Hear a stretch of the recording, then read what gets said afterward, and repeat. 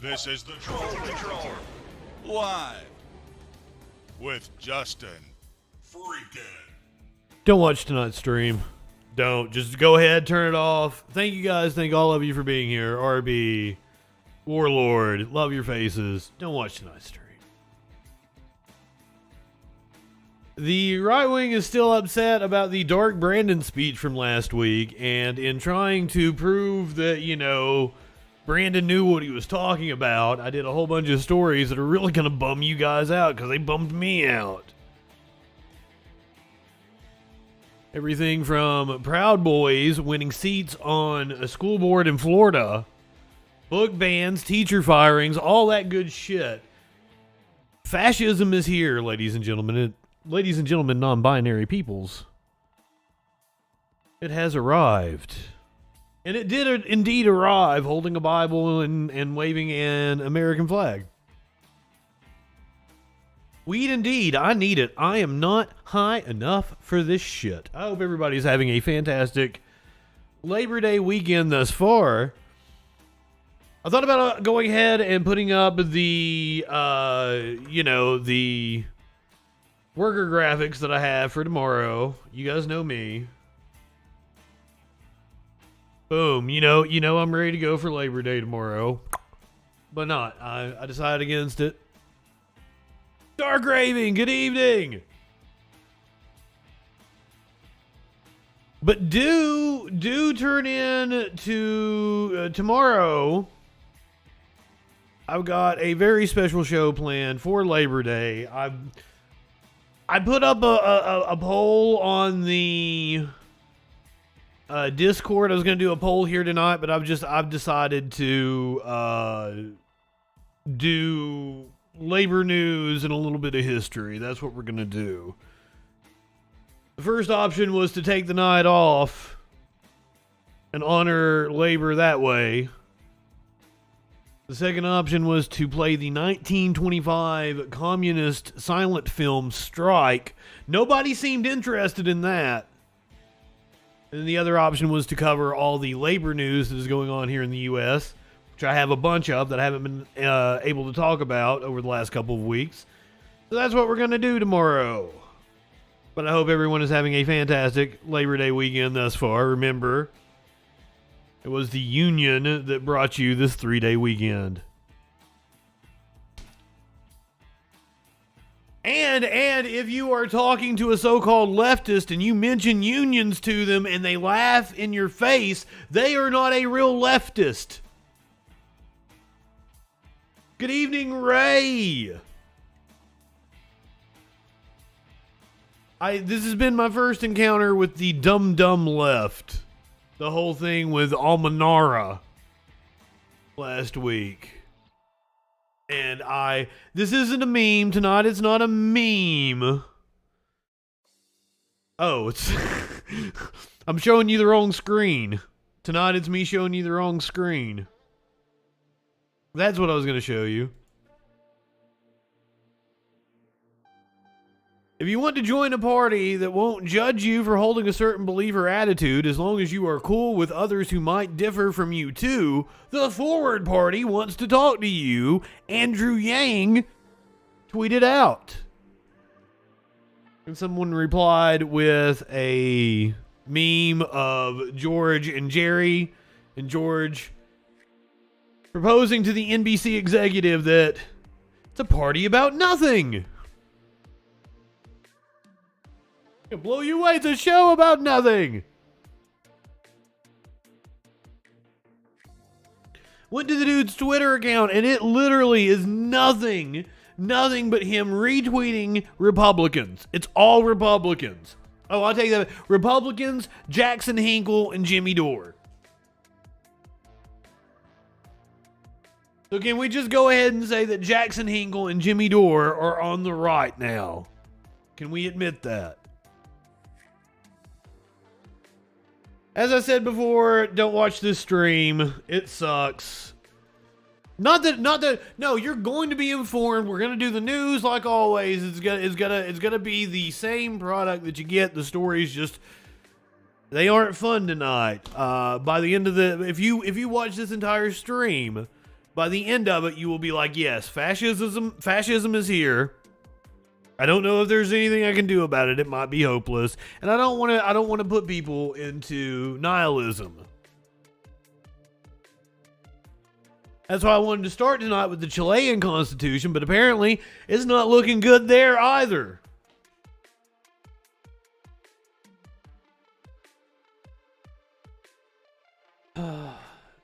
We're going to talk about NASA not wanting to rush the launch of the Artemis moon mission.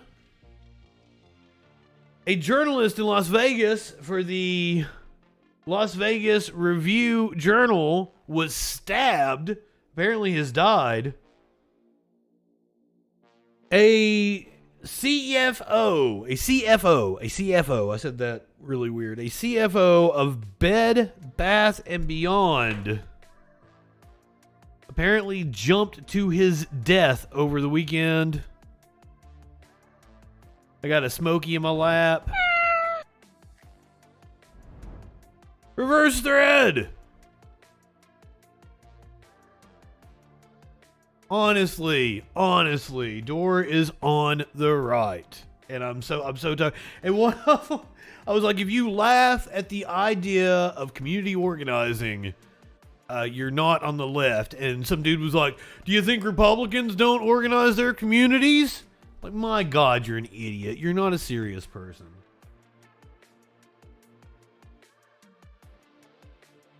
Right-wingers are morons. Including those that claim to be on the left. Mississippi. Still in the midst of a dramatic water crisis. We're going to highlight that. I'm also going to throw a couple other communities on you that have been suffering from water crises for years. You might not know about. A judge in Virginia has dismissed a case trying to ban a book about gender over obscenity.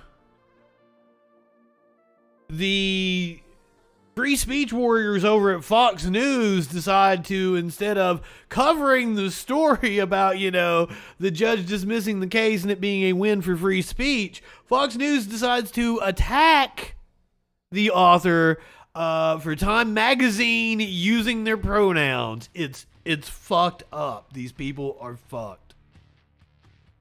You're gonna hear from Michael Knowles about a disturbing TikTok that I'm 100% certain nobody would find it disturbing. I don't know this. I haven't watched the video yet. I'm just assuming.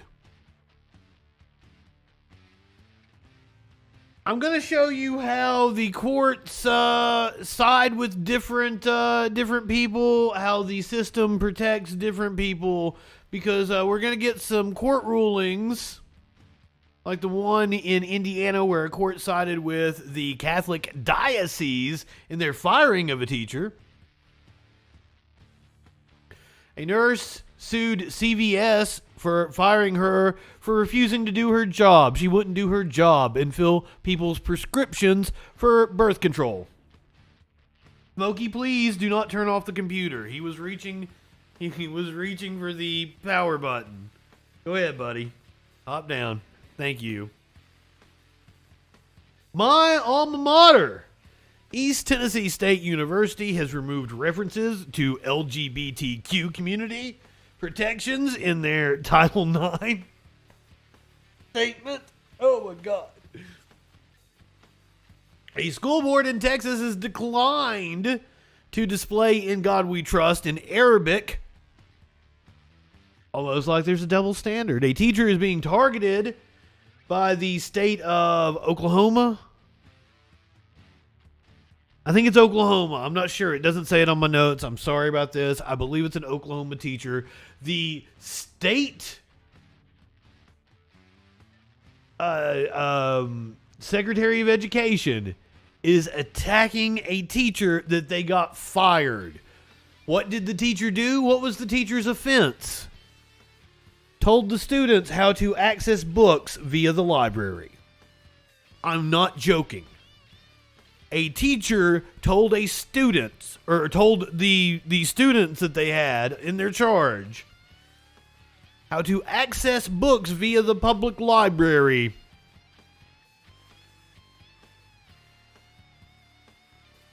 And the State Secretary of Education got them fired.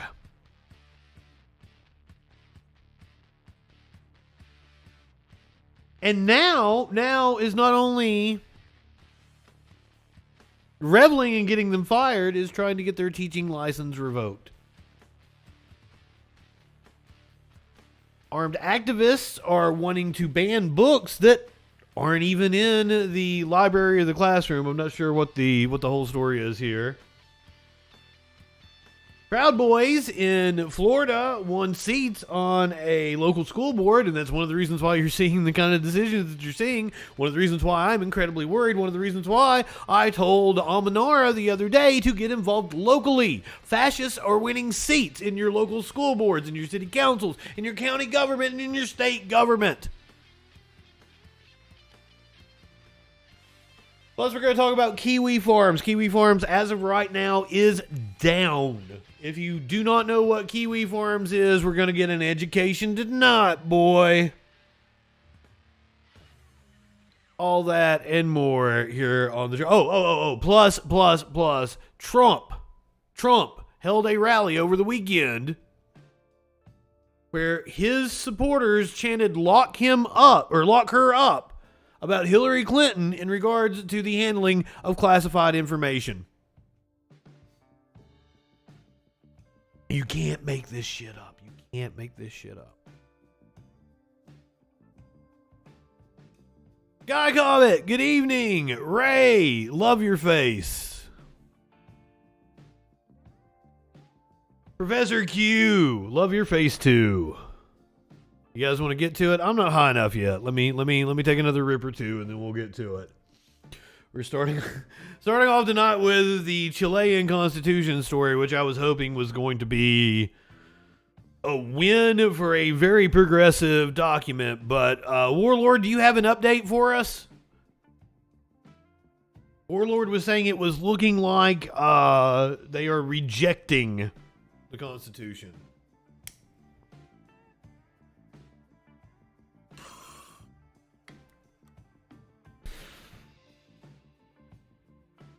I have a Vox piece on what was being proposed. I don't have anything on, like, a live update going on. So, Warlord can hopefully update us on that. Chile votes on a landmark new constitution. The draft document would enshrine unprecedented rights and discard a Pinochet-era framework. Chileans are in the process of deciding whether or not to approve a historic new constitution, which would enshrine new protections for indigenous people and the environment, as well as the right to an abortion, universal health care, and restrictions on the country's mining industry. My God. Chile's present constitution is a holdover from the rule of Augusto Pinochet, most famous for throwing leftists out of helicopters. The military leader who took over the country after overthrowing a democratically elected socialist president Salvador Allende in 1973. That constitution, originally written in 1981, upholds the free market policies which buoyed Chile's economy. But according to opponents, it caused staggering inequality. That inequality, symbolized by a subway fare hike in the capital city of Santiago, ignited widespread protest in 2019. A year later, nearly 80% of the population voted to replace the Constitution. The vote is monumental in many ways. It's a test of the 36-year-old President Gabriel Boric's leftist government, as well as of the Constituent Assembly, which wrote the new document. It's also a reminder of the critical role that the I'm gonna learn a new word. Yay.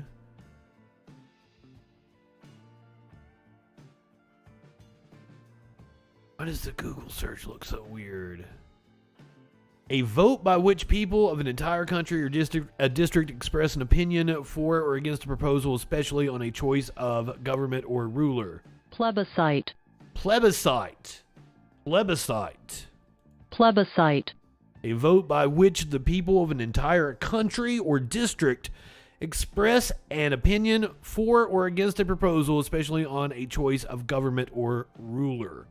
Plebiscite. It's also a reminder of the critical role that the plebiscite has played in Chile's political history, and it could turn Chilean society from fairly conservative to one of Latin America's most liberal should it pass. Chile's new constitution would uproot the remnants of its brutal dictatorship. The call for a new constitution solidified during Chile's 2019 mass protests, which took place across the nation starting in October of that year. Leftist student groups demanding systematic change in ordinary Chileans suffering from the country's severe economic inequality gathered in the streets for months, defying government curfews and sometimes clashing with police.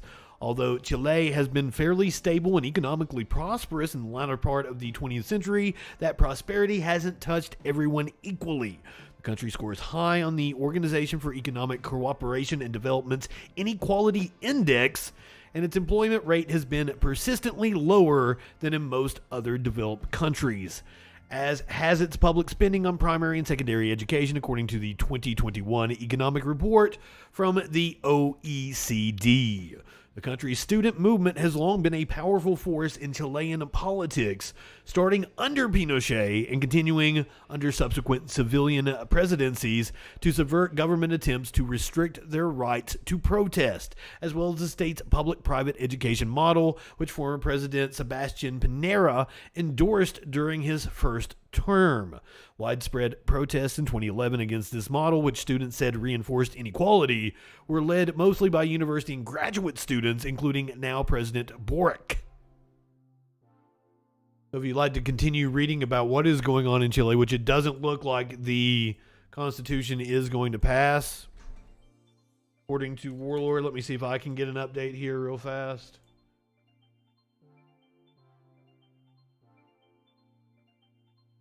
No, I did not mean Chipotle.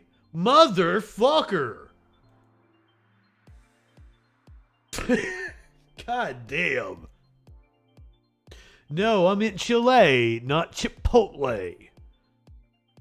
Oh, Chile rejects new constitution. This was 30 minutes ago in Bloomberg. Chile rejects new constitution and blow to leftist leader Boric. Proposal denied by 63% to 37% in a referendum on Sunday. Debate likely to shift to second attempt to draft a new charter. Just go ahead and turn the stream off right now because it only gets worse from here. We're gonna have a little bit of fun mocking the idiots, but like it gets worse from here. It gets worse from here, guys. Republicans cannot get over the speech from last week, the Dark Brandon speech, which I've seen so many of them talk about who thought it was a good idea to have that background. And I'm like, that's Constitution Hall. And it was lit up in red, white, and blue. Are you a fucking idiot? Which, I mean, yes. Do you think we're stupid? You think we're fools? Whose idea was it to put the president in front of Constitution Hall for a speech about democracy? And light it up red, white, and blue. Let's get a GOP response from the top Republican on the House Foreign Affairs Committee, Congressman Michael McCaul. Thanks for joining us this morning. Well, I'm sure is not a complete dumb fuck. To the president's speech, you immediately tweeted that attacking half of America will only further divide our country. When you look at those polls showing... First of all, you're not half. You're about 33, 35, 36% of the country. Tops. Here is Smokey again to hit my microphone. If you listen to what the president said and what his administration keeps saying, they're saying less than 20% of Republicans identify with the MAGA movement, which I think is absolute fucking nonsense. So you are not half the country. 60 to 70% of Republicans believe Joe Biden is not the legitimate president. What is Biden supposed to do when the country cannot even decide what democracy means? Well, look, I mean, democracy is messy, but it's better than all the other forms of government. I think that if this was a speech to unify... At least you say that. So many people in your party are like, we're a republic, we're not a democracy. Democracy is mob rule, blah, blah, blah, blah, blah. You fucking idiots. The American people had just the opposite effect. It basically condemned all Republicans who supported Donald Trump in the last election. That's over 70 million people. And, you know, saying that Republicans are a threat to democracy is really a slap in the face. And you know... You deserve it. You deserve the fucking slap in the face, dude. Like, take it like a man. Like, I don't get it. If you don't want to be called a threat to democracy, how's about you stop threatening democracy? You know, my vote on certification and my position on that, I took an oath to the Constitution. But having said that, you don't come out to unify the nation. This was not a presidential address, by the way. It was a political speech that wasn't even carried by your network or the other two major networks. Because it was so political. It was a campaign speech before the midterm elections, and that's basically how I see it. And how much should Donald Trump be blamed for the division in this country? You heard him say last night Biden is an enemy of the state. He has called the left-wing fascists in the past. We know the rhetoric on both sides has been heightened. I don't think... you know, people every single time, and this is, remember, this is the party of personal responsibility. Every single time you bring up the shit they are doing, well, both sides do it. Well, Hillary Clinton, well, blah, blah, blah, blah. What aboutism, motherfucker? What aboutism? Like, you know, the divisive rhetoric. I think, you know, I wish. And you know, the only time I ever hear the word divisiveness coming from them is them talking about us. Do you know what's divisive, sir? If the only time you use the word divisiveness is to accuse your political opponents of being divisive. Shut the fuck up. Abraham Lincoln, who really did, he did not condemn the Democrats in the South in that time. He actually brought them into the tent. And I think that would be the mission I would advise for the president. I think he failed to do that in this speech that he gave. Brought them into the tent. Last night, Donald Trump called the investigation into classified material stored at his... He didn't condemn the Democrats in the South. What do you think the Civil War was? I mean, you guys started it, Fort Sumter, anyway. I mean, like, just all of this is just devoid of any knowledge of history or how this country works. His house. Shameful, a travesty of justice, saying the FBI and Department of Justice have become, as he said, vicious monsters. Your reaction to that? Well, look, I think there's a legal side of this. I was a former federal prosecutor, and there's the perception in the optics. I think the perception is what a lot of Republicans I know see on the heels of the Russian investigation, the Steele dossier. There's a certain distrust but verify attitude when it comes to the Department of Justice and the FBI, and it frankly saddens me because as an alumni of DOJ, I hate to see people's faith in our institutions being weakened. I have a lot of questions. Why didn't they enforce? Yes, Sky comment. I want my why do I not have my emotes? I can't use those emotes in other people's chats. I can't I don't have my content warning emote. I don't have my right wingers or morons emote. What the fuck, Twitch? And so they took those emotes away from me and then used that as the excuse for why I didn't have follower emotes. It's really fucking weird. Search warrant on a former president of the United States. This will all obviously come out factually as this case moves forward. Do you see any reason that he should have taken those documents, those classified, highly classified documents to Mar-a-Lago? Well, look, I have lived in the... I'm being persecuted. My professional career. I personally wouldn't do that, but I'm not the president of the United States. He has a different set of rules that apply to him. The president can declassify a document on a moment's notice, and we don't. Oh, thread. Don't worry. Like we're gonna go back even further in the greatest hits when we hear the little clip from Donald Trump here in a second. Have all the facts. I know they were taken out of the White House while he was president, and whether or not he declassified those documents remains to be seen. He says he did. We're going back to her emails here in a little bit. Bill Barr basically said if he stood over documents and said these are all declassified, it's an absurd idea. You think that's what happened? There is an absurd idea for declassification. But again, the president's in a very different position than most of us in the national security space. And if this was such a he's not the president. Threat, for God's sakes, why didn't they brief the Gang of Eight on this? The relevant committees on the Hill have asked for briefings on this to find. Because you motherfuckers are political as fuck. Because you would make politics out of it. We've seen time and time and time again. Just like Obama going to Mitch McConnell about the Russian interference. He didn't want it to be political. And he wanted Mitch McConnell to stand with him, and Mitch McConnell would not because it benefited McConnell. You guys are unsavory pieces of shit. Find out what was so important here from a national security standpoint that would merit such an extreme measure to have a search warrant on a former president of the United States. Okay, I want to turn to foreign affairs here. No, that deserved a follow-up. Oh, my God. Oh, my God. That deserved a follow-up. We've got to move on then. We're moving on to last night's Donald Trump rally. I almost streamed it. I caught it like right before he walked out. If I'd caught it just a little bit. No.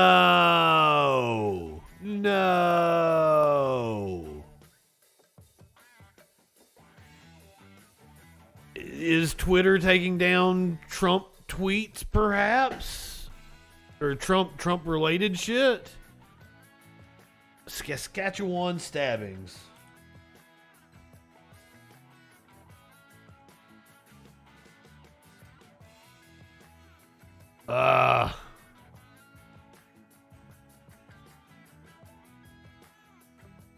That just a few years ago declared no reasonable prosecutor would charge crooked Hillary Clinton after she set up a secret illegal server to hide her family's pay-for-play schemes, crammed it full of classified information, allowed it to be plundered by foreign hackers, you know that happened, and then deleted, acid-washed, 30,000 emails. Think of that. 30,000 emails. And what else did she do? Boom, with a hammer, smashed her phone systems to smithereens after receiving the highest level of subpoena from the U.S. Congress. Yep, this was his reemergence.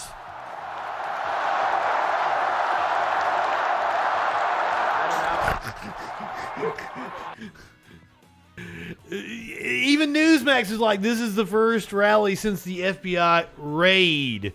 Yeah, he hasn't been out since the FBI search. They served a search warrant 3-4 weeks ago.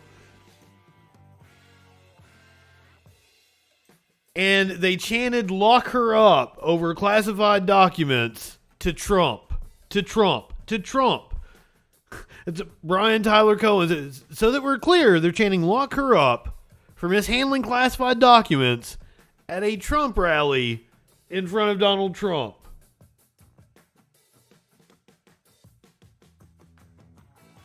Go to The Atlantic. We're going to read at least a little bit of it. We might not do the whole thing. I'll probably hit you guys with it here. You want to read the whole thing.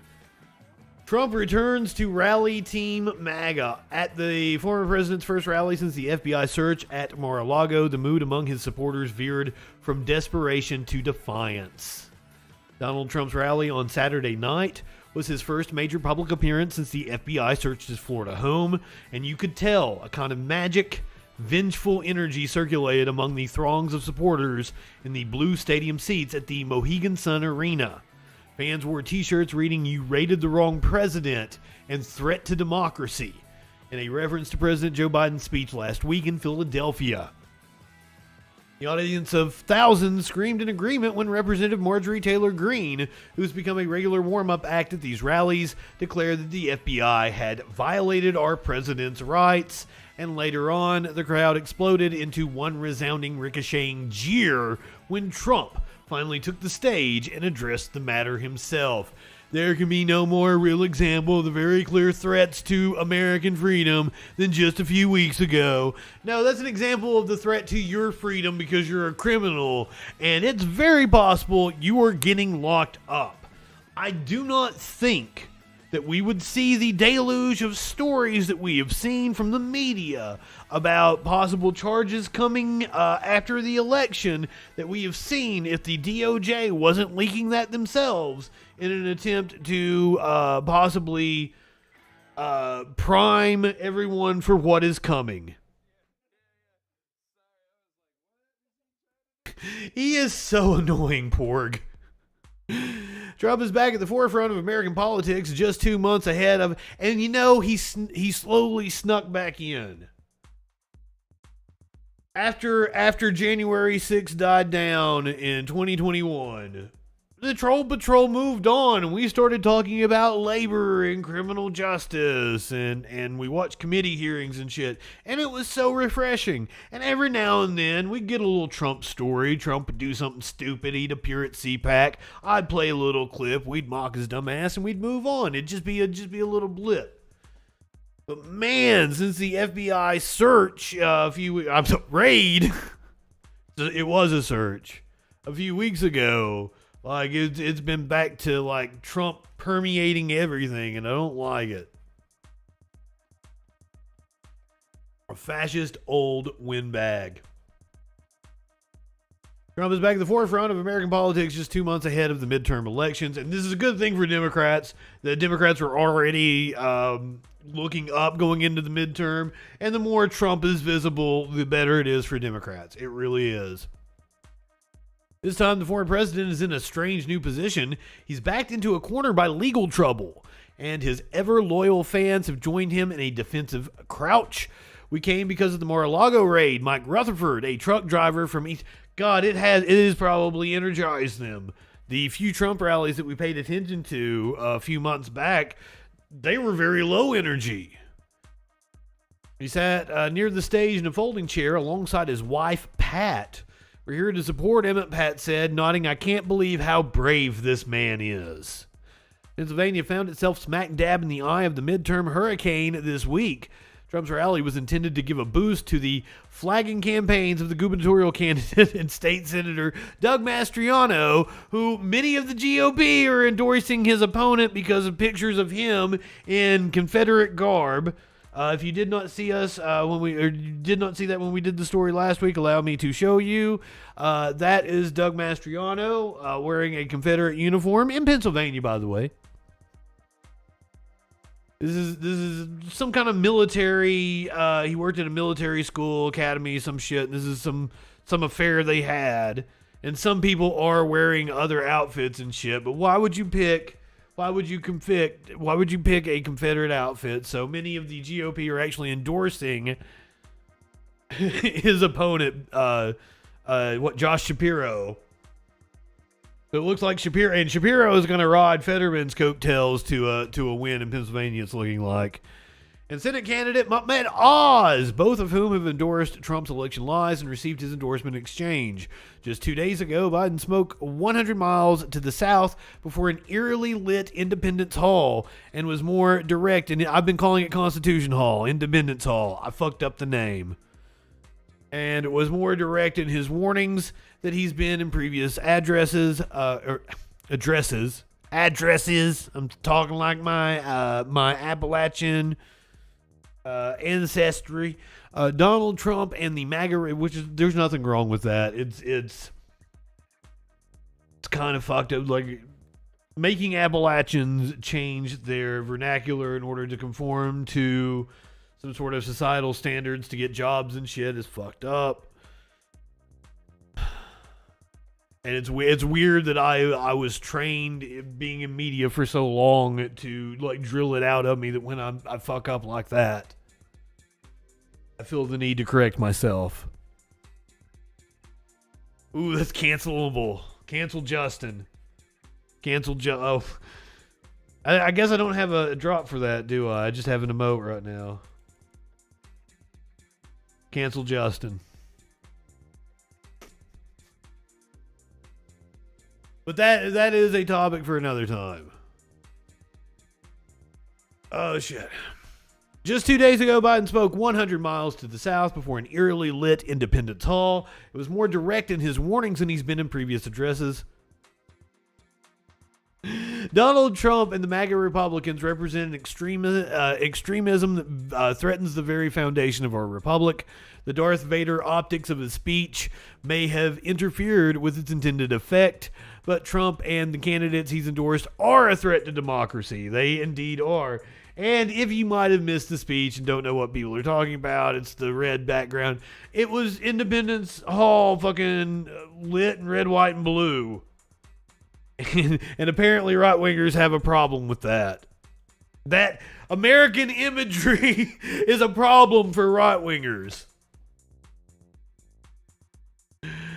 Pennsylvania has become a hub for Stop the Steal candidates, thanks in part to Mastriano, who spoke ahead of Trump on Saturday night. The Republican state senator and former Army colonel was outside the Capitol when rioters broke in on January 6th. He was there.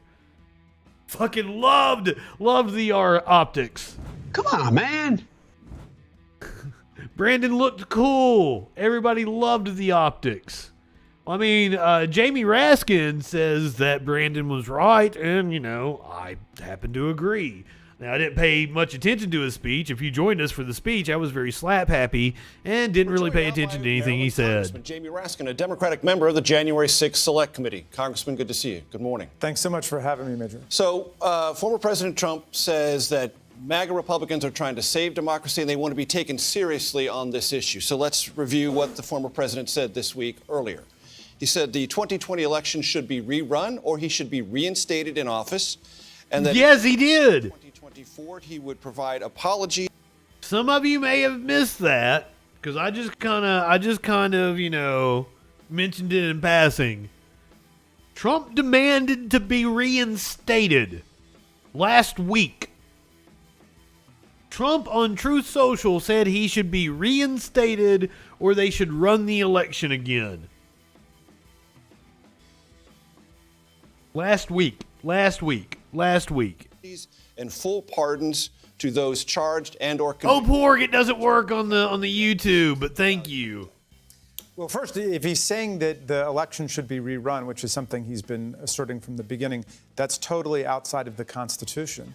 There's no procedure for exactly, completely unconstitutional. So emotes on YouTube work. But you can't do like the bang commands like you can over there. And I don't know why, because Restream should restream the command and it should show up. I don't know why it doesn't work. But it doesn't, unfortunately. Military just to seize the election machinery. That's for Duck. What's going on, my friend? His disgraced former National Security Advisor Michael Flynn was pushing, and we know. Oh, do I have to give it a Nightbot? Okay, I'll look into that. And look, weeds. 60 courts. I got to pack another bong right now. Of electoral fraud and corruption, which Donald Trump advanced. He's had the benefit of more than 60 courts, including 8 courts where he appointed the judges to office. Look at all those claims, and they were all rejected. It was rejected in the states, and he lost. You ain't telling us anything we don't already know. Of a fascist political party are, one, they don't accept the results of elections that don't go their way, and two, they embrace political violence. And I think that's why President Biden was right to sound the alarm this week. Eat me like a duck. I'm interested. Do you tongue fuck ducks? Or are you literally saying like you want to cook me like a duck and eat me? Would you take out my liver and have a little foie gras? Mandy, good evening. Love your face. I hope your mom is doing better. I've meant to message you and ask. I know that I saw you post about her. It's been a week or two now back. I've missed you, darling. Well, thank you, Star Craving. Aw. I love you guys. There's so much love in the chat tonight, and we need it. We need it, because once again, these stories are going to get heavy here. You guys are going to get really fucking upset. It's a content warning kind of night. Well, good. Please tell her, like, I am sending her my best wishes, my tots and pears. Don't actually say that. I'm sincerely sending my best wishes. Don't say I'm sending her tots and pears. That sounded horrible of me. God, this is why nobody likes me. This is why nobody likes me.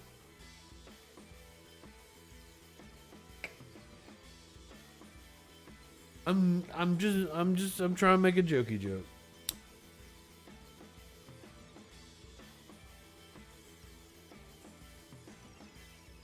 I'm bored with Raskin. Okay. Oh, is she religious? If she's religious, like, play along. So Jamie Raskin is absolutely correct. Man, I fucked all this up. Oh my, what? Porg? Rick and Morty premieres tonight? I had no clue. Yes, I will watch Rick and Morty tonight. I had no clue that it premiered tonight. I knew that we were coming up on it, but like last time I looked, it didn't have a firm release date. But I fucked something up because like I was going to clip this for YouTube and I needed the Jamie Raskin talking about, Biden's speech in order to clip this for YouTube. So I'm fucking this completely up. Oh, good. I'm glad your mom's not religious. Left for duck, I don't know what that means. Is that some kind of, is that a word I'm going to need to translate? Hold on, let me go to the Google Translate for our friend here that's over on DLive. For those of you who don't know, looks like it's somebody's name or some shit. No? Oh, my ass. It means my ass. In Turkish? Means my ass in Turkish. That's fucking awesome. 11 p.m. tonight on Adult Swim. Fuck yeah. And also I have to stay off the internet because wrestling's going on right now. AEW is going on. So I have to stay unaware until wrestling goes off, and then I can watch wrestling and find out what happened. But like we're gonna have to watch this Jamie Raskin thing again because I want to clip it for YouTube and actually make it like be a coherent piece on fascism in the U.S. So I think what I'm gonna do is I'm gonna take me a little pee break. Go refill my drink. I'll get your commercials out of the way, Twitch. So you guys, YouTube, I'm working on you. Like I thought I was going to be able to trigger them the way I do on Twitch and get them out of the way for you too, but it don't let me. So I don't know what's coming your way, but probably because I cuss so much, they're not even giving you ads or anything on YouTube. So fuckity fuck shit fuck. I only watched like 3 matches of yesterday's WWE pay-per-view, or premium live event. But like I think those were the matches to watch: Sheamus and Gunther and Seth Rollins and Matt Riddle, and then Roman and Drew Mac. I have no clue. Nobody has answered this for me. Chat, will you tell me why did the British boxer sing American Pie to the Scottish wrestler in Cardiff, Wales? That's just such a mindfuck to me. The British boxer sang American Pie to the Scottish wrestler in Cardiff, Wales. Please explain that one to me. If anybody can. And maybe some of you don't even know what the fuck I was talking about. I asked my buddy before he'd ever even watched the pay-per-view because I thought he was watching it live. I'm sorry, premium live event. But he was not watching it live and had no clue what I was talking about until he got to the very ass end and went, oh shit, there's a British boxer singing American Pie to a Scottish wrestler in Cardiff, Wales. Anyway, we're going to discuss the not-so-creeping fascism that is here and in your face here in the United States. We're going to talk about teacher firings, book bans, all that kind of shit when we come back from the other side of the break here on the Troll Patrol Live. Well, speaking of Seth Rollins, superstar and multiple-time champion Seth Rollins.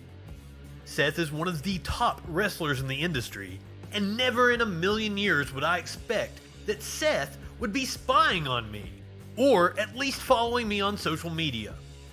You see, a few years ago, around 2015 or 2016, Seth started referring to himself as Seth freaking Rollins. Now, Justin, you may say, your name is Justin Freakin. That's not very similar. And you'd be right. But I actually rebranded myself as Justin Freakin after Rollins blatantly stole my gimmick. Before last year, I went by Justin Freakin Mullins. Justin Freakin Mullins. Justin freaking Mullins. I am on film and audio, calling myself Justin Freakin Mullins several years before Seth Rollins. And if we take a trip in the Wayback Machine, we can see that I've actually been using the appellative since I was in high school. If this was Seth's only offense, I might let it slide. But recently he started referring to himself as the Monday Night Messiah.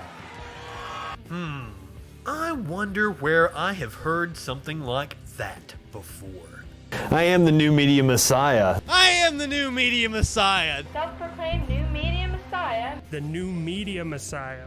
So, Seth, since you and the WWE are clearly paying attention to me, consider this video your cease and desist to stop infringing on my intellectual property, and issue me a check for a cut of that sweet merchandise money.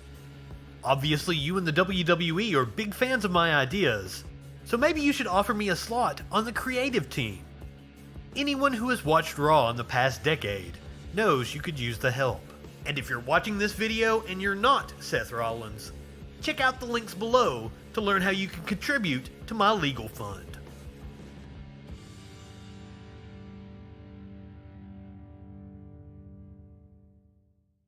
Now we turn to YouTuber Justin Freakin. The guy's, he's a formidable voice in the culture. Uncensored and unfiltered political talk and debate from a leftist perspective.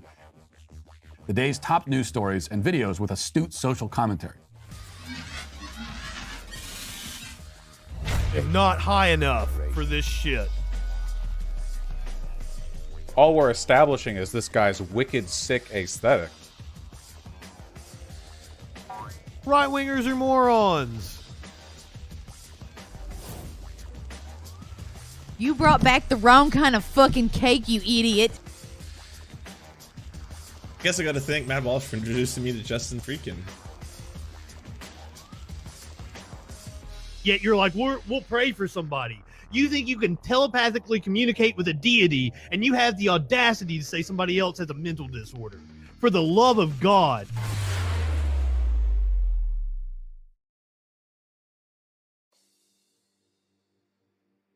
Yeah, Ray, I figured it was like, I just didn't get up early enough to watch because it started at noon. I'm not an early riser, right? I didn't get up early enough to watch the beginning of it, so like when I turned it on, it was Seth Rollins and Matt Riddle. So like I watched those two matches, and then saw everybody raving about Gunther and Sheamus, so I went back and watched it. And then I was gonna watch the Rey Mysterio and Edge against the Judgment Day. Like I paused it to when I finish what I'm doing, I'll come back to this, and I never did. Like I watched that because I knew what happened. I was all about like Dominic turning on Rey Mysterio. I'll give you your new meme over here. Just forget that like. We did Jamie Raskin earlier. I'm gonna reset it here, and then I'm gonna completely reintroduce this, and it's gonna be one contained segment.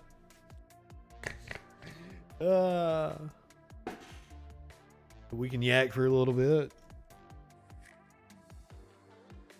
Not high enough for this shit. By the way, left for duck. I wasn't calling you Nazi YouTube. I was calling D-Live itself or Mob Crush. You're on Mob Crush. That's not even D-Live. That's Mob Crush. I got my platforms confused. I think maybe not. I don't know. I get all these fucking mixed up. I don't even know what all the Troll Patrol is on.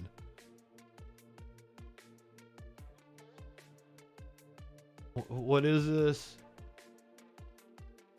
I can't tell what the fucking. Oh no, that is D-Live. That is D-Live, not Mob Crush. Maybe I'm not even on Mob Crush anymore. Who knows? We're gonna talk about Kiwifarms here in a little bit. You don't know what that is. Oh boy. But I would say several of you at least follow Keffels on Twitter and have kept up with somewhat of the drama. It's fucking dark. The rest of the show is dark. Even when we get, I've got some salacious, just, stories to talk about. The CFO jumping off of the Jenga building and a reporter getting stabbed to death. Like, even the salacious videos and shit we're going to cover. It's not fun.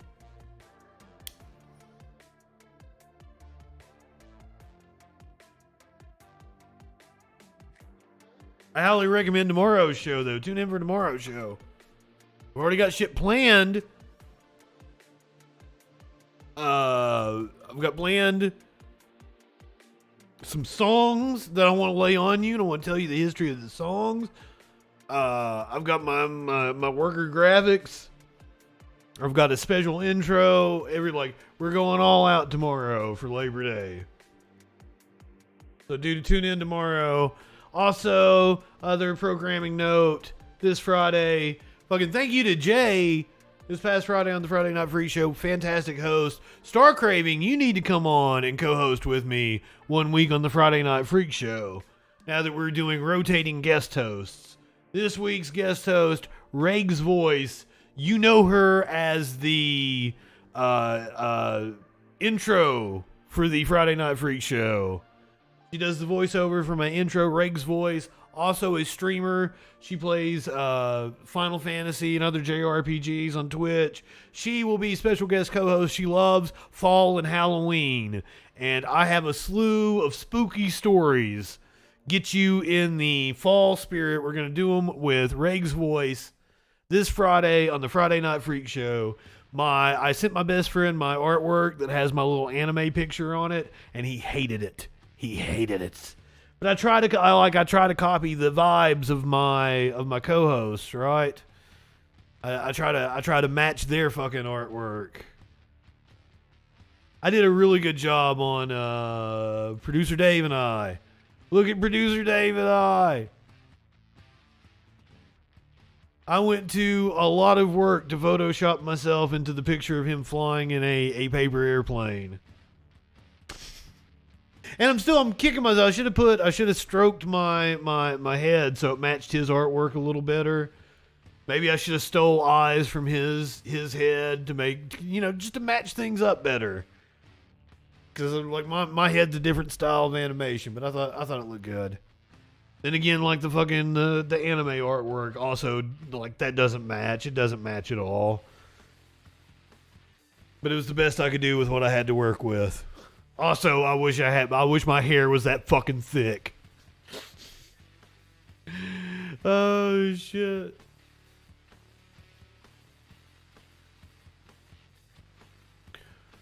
But yeah, Star Craving, I want you to come on one Friday evening, 10 p.m. Eastern. I hit you up on Discord or something. We make it happen.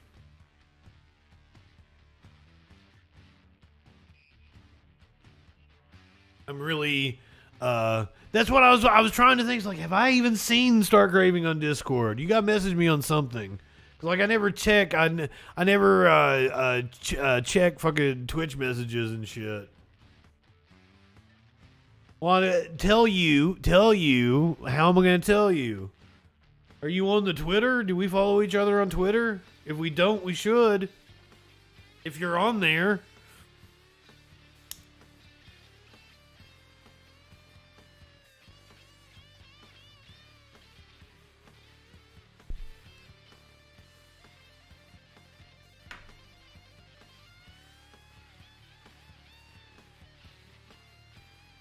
I'm trying to think if I already have somebody past, if I book somebody for the week after Reagan.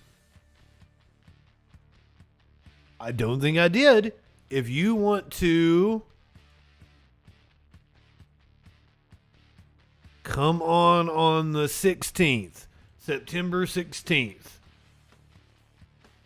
Also, I need you to send you to send me some artwork so I can make a poster for it like that. So I can share it out on things.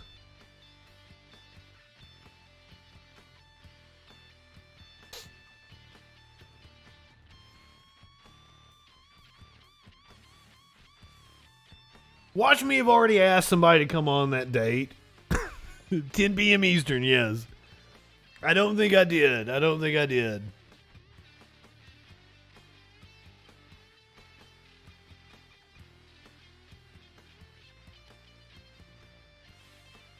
But I'm also not sure. Oh, fuck.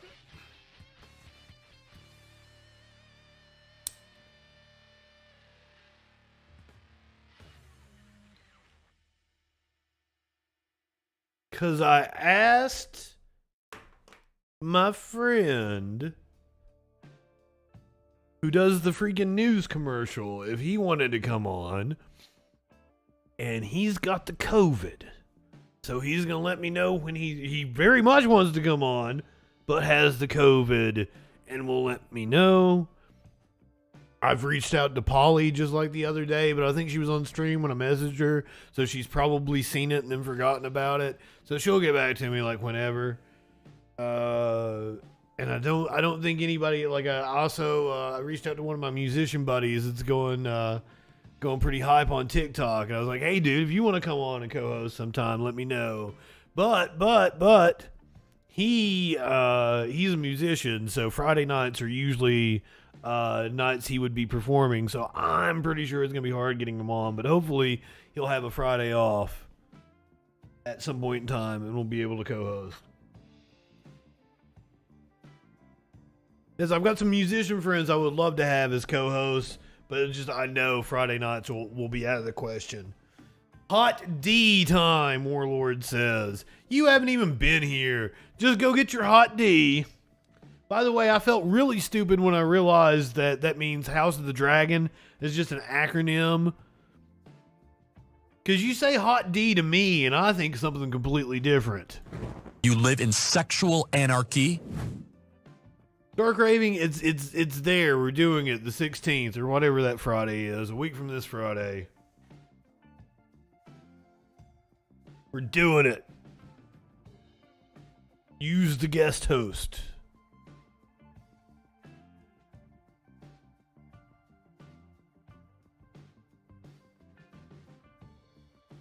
And I got some other people in mind I want to reach out to that may not be in, like, there is a trans streamer, and she doesn't really do politics, but she's a fucking stand-up comedian, and she's hilarious. She streams on Twitch, but she does, like, video games and shit, so, like, I wanna like reach out to her and be like, I think you're funny as fuck. Please come on and be a special guest host.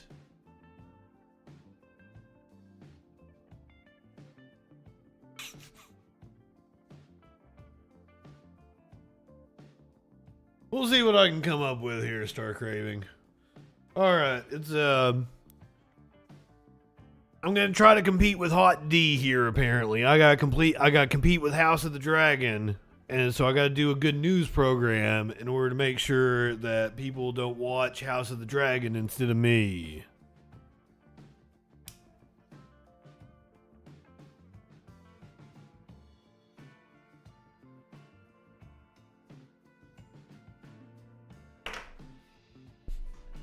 I bet producer Dave has some pictures of you I could snag off of him.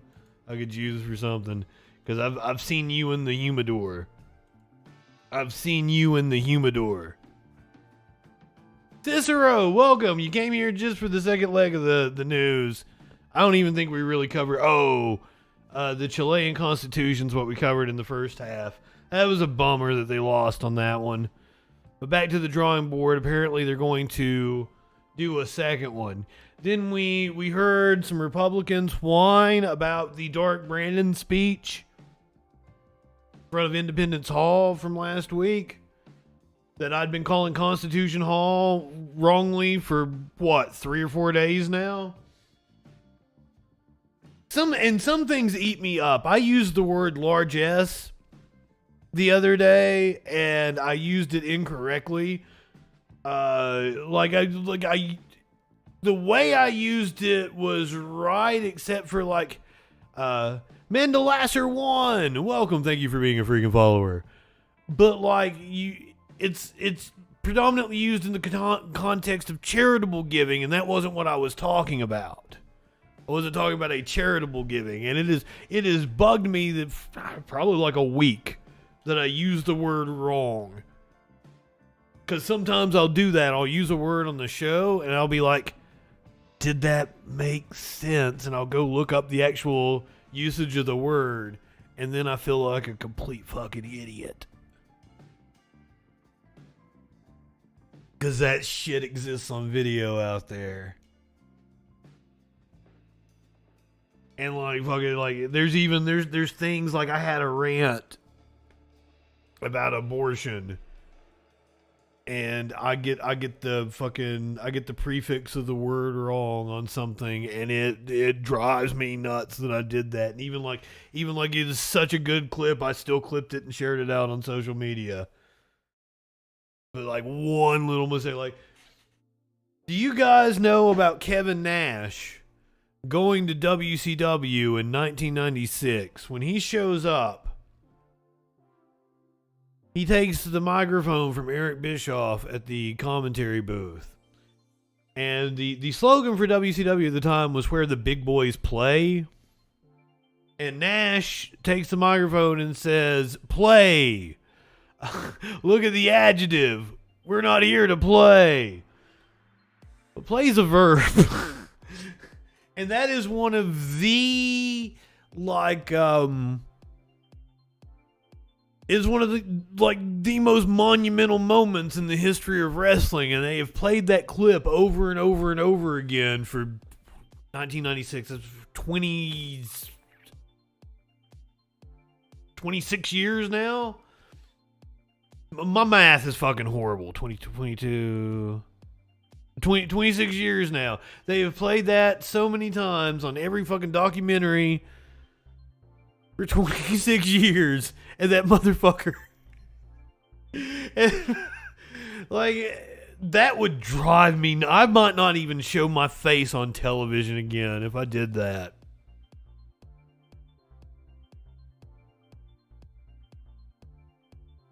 But yeah. Well, it can be a noun, but it's not an adjective. It's not an adjective. He was certainly wrong about calling it an adjective. And I would, man, I would just be so fucking embarrassed by that. But on the flip side, as a performer, I understand, he's got a million fucking things going through his head. They're not operating off a script back at this time either. He probably said that shit off the top of his head. Probably didn't even know what he was going to say when he got up there. This is a high pressure situation. He's coming into a new company. He was just a top star that was kind of seen as a flop at the other company. So it's his chance to reinvent himself and shit. It's a high pressure fucking situation. So I totally I don't fault Nash for fucking it up, but the fact that video exists, that would drive me fucking nuts.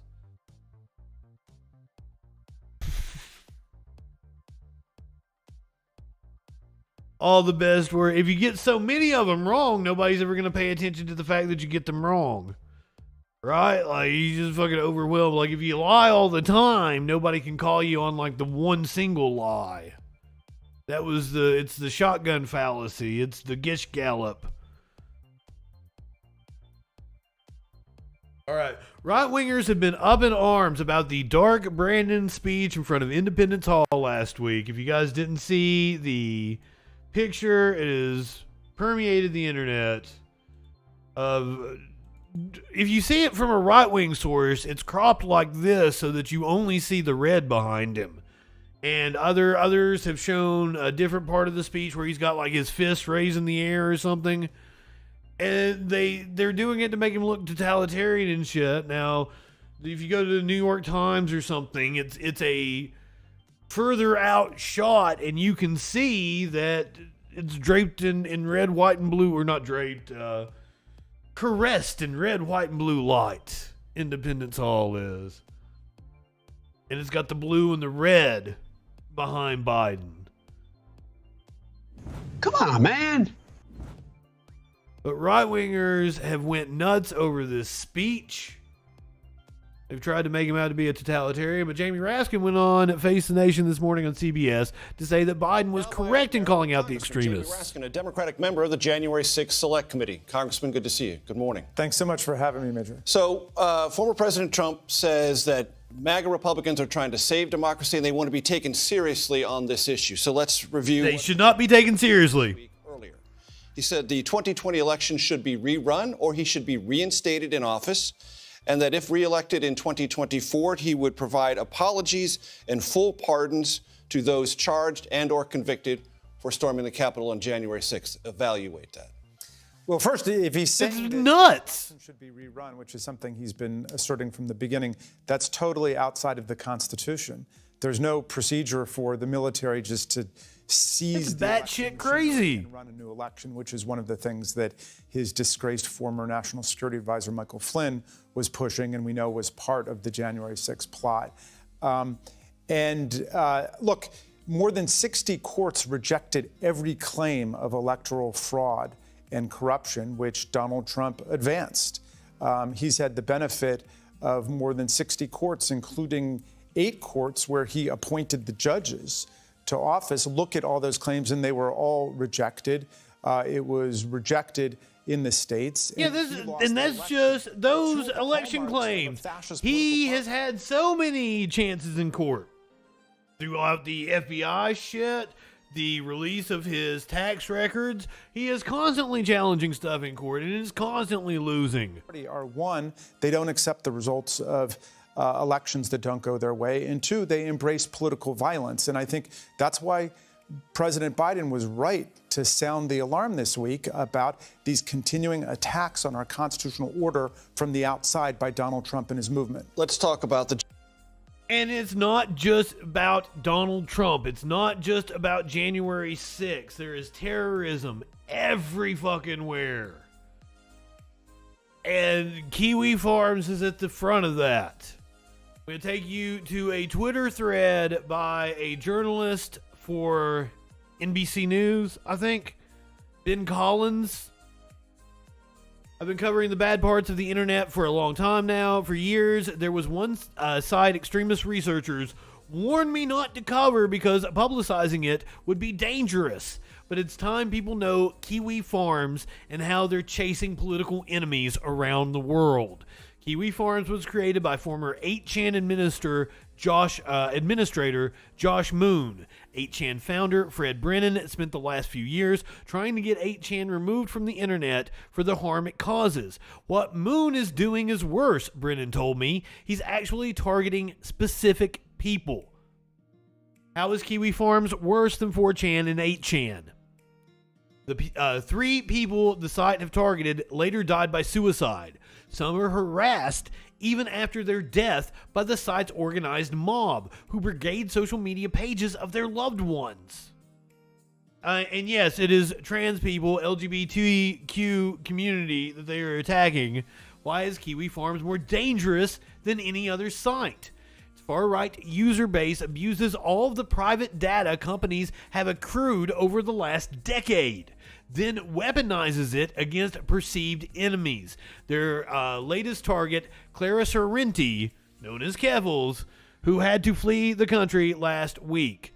Kiwifarms archives data of political enemies, frequently trans people, often private citizens, then uses it to create terror. They dox and SWAT enemies. They identify enemies' friend and bosses, then bombard them with accusations of pedophilia to get them fired. This is stochastic terror that's being implemented as part of the culture war, said Carabello, who said that Sorrenti has faced every tactic in Kiwifarms' information war playbook. Kiwifarms' goal is a world where LGBTQ users are not going to be out and open on social media. They're going to live in fear of threats and harassment. Clara Sorrenti was the most recent victim of the Kiwifarms playbook. Last month, she opened her door to find a police officer's gun pointed at her face. A Kiwifarms user had sent in a threat of a mass shooting at her local city hall in her name. It was particularly bad because I'm trans, but literally anyone could make a burner email in your name and attach a photo of a gun and say you're going to go on a mass shooting, Sorrenti said during a video call with NBC News, which she conducted from a hotel where she is hiding. Depending on who the cops are and how you react, you might die as a result of it. Sorrenti had a following and decided to push back, starting a campaign to cut off Kiwifarms' hosting. She went to a hotel and took a picture with her cat, telling fans she was safe. Kiwifarms users identified her hotel by the bed sheets, and the threats increased. By this point, the Uber accounts for Sorrenti and her immediate family had been hacked by Kiwifarms users. They then had access to her every movement and addresses she had been to for weeks. Her family started receiving automated calls like the one below. 3. To access your personal options, press 4. Saved message 1:31 p.m. Hi there. Is this dude Big calling in here to let you know that you've been doxxed? How do you think this happened? Well, you see, your personal information got posted all over the internet, and I'm just letting you know that someone special has it out for you. Don't worry, nothing bad is going to happen. Just a friendly reminder. Have a nice day.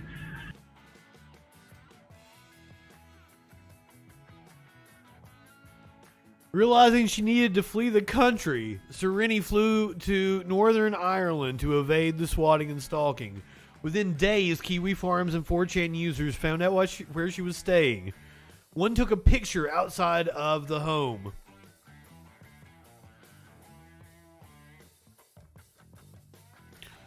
Sorrenti's life, like many others, has been turned upside down by this website. Even the cops that swatted her were later doxxed and threatened by Kiwifarms users. They doxxed the cops. There's currently no recourse to stop this kind of fascist terror. Sorrenti fears Kiwifarms harassment techniques will soon be duplicated by far-right trolls to advance larger culture war goals. And she is absolutely correct. They're already doing it. Something like Kiwifarms can be utilized by people with a lot more resources to do a lot more harm. Ben Collins continues that I'm writing about Kiwifarms now because their playbook of terror is being adopted by far-right internet spaces across the web. Boston Children's Hospital was locked down due to a bomb threat this week. Kiwifarms and 4chan users clogged an LGBTQ suicide hotline a day later. On Wednesday, Alex Kaplan, the senior researcher at Media Matters, reported that the trolls from Kiwifarms and 4chan, with support from other far-right influencers, began a campaign to clog up suicide hotlines for the Trevor Project, which is meant to help LGBTQ plus youth who are considering self-harm. Kiwifarms' playbook, using our data to terrorize political enemies, is where the culture war is headed in 2022 and 2024. Trans people are their current targets, but they are broadening their enemies list. As Brennan told me, they could easily become an FBI agent database. Kind of Kiwifarms thing could easily become, say, an FBI agent database. It would not be hard. Warren Frederick Brennan, who previously worked with the founder of Kiwifarms at another extremist site, 8chan. Brennan believes that the harassment techniques being used to target trans people now could easily be channeled towards larger goals and government targets, including other recent political targets of the far right. In fact, Marjorie Taylor Greene was caught in the crossfire just last week. The Congresswoman was swatted 2 nights in a row. The caller, using that similar automated voice message, cited Kiwifarms. But once again, I'm telling you, it was right-wingers. I don't know, maybe they have a problem with Marjorie Taylor Greene, but nominally they are on her side. And they used it as a way to attack trans people.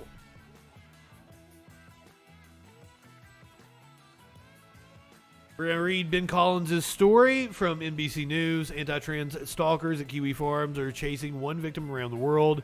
Their list of targets is growing.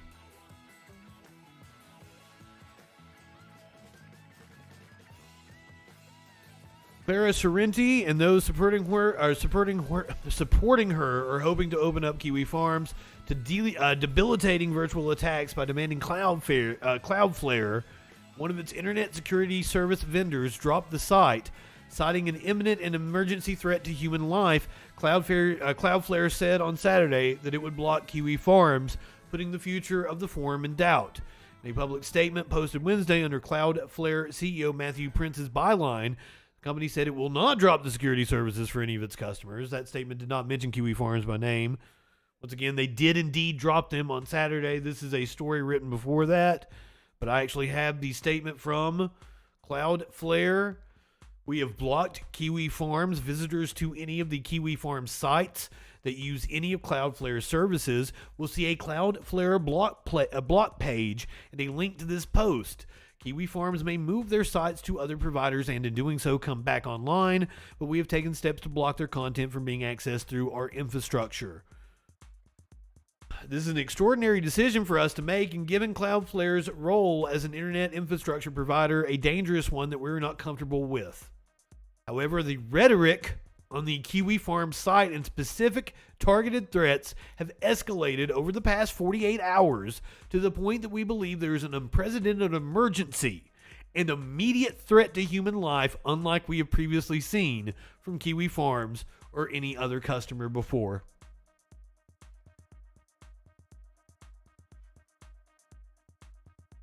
The CEO wasn't going to do it. No, it was immense pressure. It was immense pressure that got it going. But they're already reorganizing on Telegram. Like they knew it was coming 2 weeks ago. They've been talking about getting dropped by Cloudflare. They knew it was coming. They were organizing other channels. It's gonna make it harder. There's still going to be a threat and organized together, but a lot of their information is gone. A lot of resources that they had to work with are gone.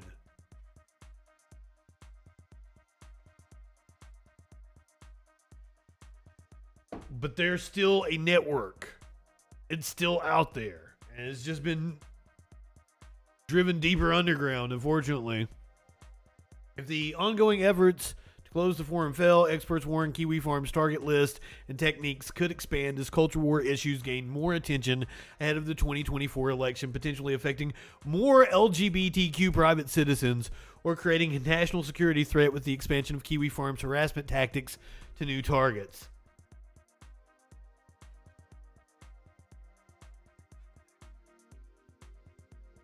Let's go through just the stories, the dystopian hellscape that we're living through right now, guys, as if that wasn't enough.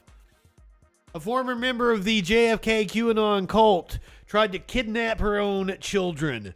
Despite everything, many of the former cult members' online supporters believe her children were taken from her as part of a trafficking conspiracy. When Samantha Ricks was kicked out of the JFK QAnon cult, led by Michael Protzman at the beginning of December, she was already in a downward spiral. A couple of weeks later, Ricks was accused of substance abuse by the woman who had taken her family in. Then Child Protective Services said that she had exposed her children to inappropriate sexual behavior. 3 days before Christmas, Oklahoma Child Protective Services knocked on her door and took her 6-year-old daughter and her 5-year-old son into foster care. Ricks then raged online about how Child Protective Services was secretly trafficking children. My God. She accused everyone, including those who tried to help her, of collaborating to take her children away from her. Beliefs founded in QAnon conspiracies about global child sex trafficking rings that are reinforced by extremist groups who have made it their mission to prey on vulnerable parents. After months of spreading misinformation, lashing out at everyone around her, and even fundraising, Ricks took matters into her own hands. What happened next was a culmination of her extremist views and desperate outlook. On August 8th, Ricks tried to kidnap her own children. Tumultuous months leading up to the kidnapping were preceded by years of instability and increasingly paranoid behavior. Ricks split up with the father of her 2 children over 3 years ago and recently had been making late-night phone calls, according to a family member, where she claimed that her neighbors were plotting to steal her kids. Sounds like a paranoid schizophrenic. However, I am no psychologist, and I have no expertise, and it's not right to diagnose other people. The family member, who spoke to Vice News on condition of anonymity to protect the privacy and safety, said Georgia's Child Protective Services contacted the children's father to discuss allegations of neglect, which is how the family first learned about the situation. But before anyone could intervene, Ricks packed up her car and fled to Texas, leaving in a tent before she arrived in Dallas. Her family said they called Child Protective Services to tell them Ricks had left the state, was traveling with a gun. Joined a JFK QAnon cult in October of 2021. That's when they thought that RFK Jr., when they thought JFK. That one was confusing. I got confused about which Kennedy was coming back from the grave with that one. I'm sorry. Eventually, however, things soured. Ricks was ejected from the QAnon group, and members accused her of abusing drugs and alcohol, according to Telegram chats and text messages reviewed by Vice. With no money and nowhere to go, Ricks appealed to an online group that had formed to try and help families affected by Protzman's cult. One woman, known in the group as Navy Mom, volunteered to take Ricks and her 2 children into her home in El Reno, Oklahoma. They were very malnourished. They looked like they ain't seen the sun in months. They were white with dark circles around their eyes, she told Vice News. They would start screaming about some guy coming to get them. It soon seemed Ricks was once again abusing drugs. Her host said that she had drugs and pills mailed to the house. And then on December 22nd, the Oklahoma Child Protective Services arrived at the house and placed the kids with a foster family in Stillwater, Oklahoma. It's still not clear what exactly triggered this, though Ricks posted on social media that she thinks her former friends from the JFK QAnon cult reported her. Over the course of the next 7 months, Ricks spent much of her time trying to find anyone who would help her get her children back, including lawyers and experts. She even started a crowdfunding campaign titled Help Rescue My Children Kidnapped by Traffickers. To date, she has received just over $2,000 in donations via GiveSendGo. Most of those donations came from a group called the S2 Project, an organization whose website lists a variety of far-right, libertarian, and conspiracy ideologies. Their motto is the Great American Citizen Investigation for Transparency in Government.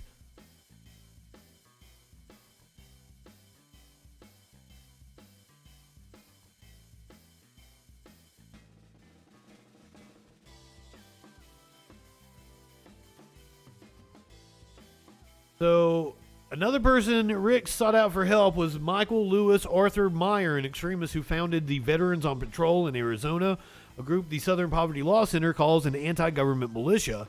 Meyer has claimed he has a network of safe houses around the country where he can house parents who have kidnapped their children, and came to prominence in March when he said that he had granted sanctuary to an Idaho mother. My name is Michael Lewis Arthur Meyer. I am a 3.5-year border journalist. I'm here as a journalist today reporting on Banks and Gaffney law firm.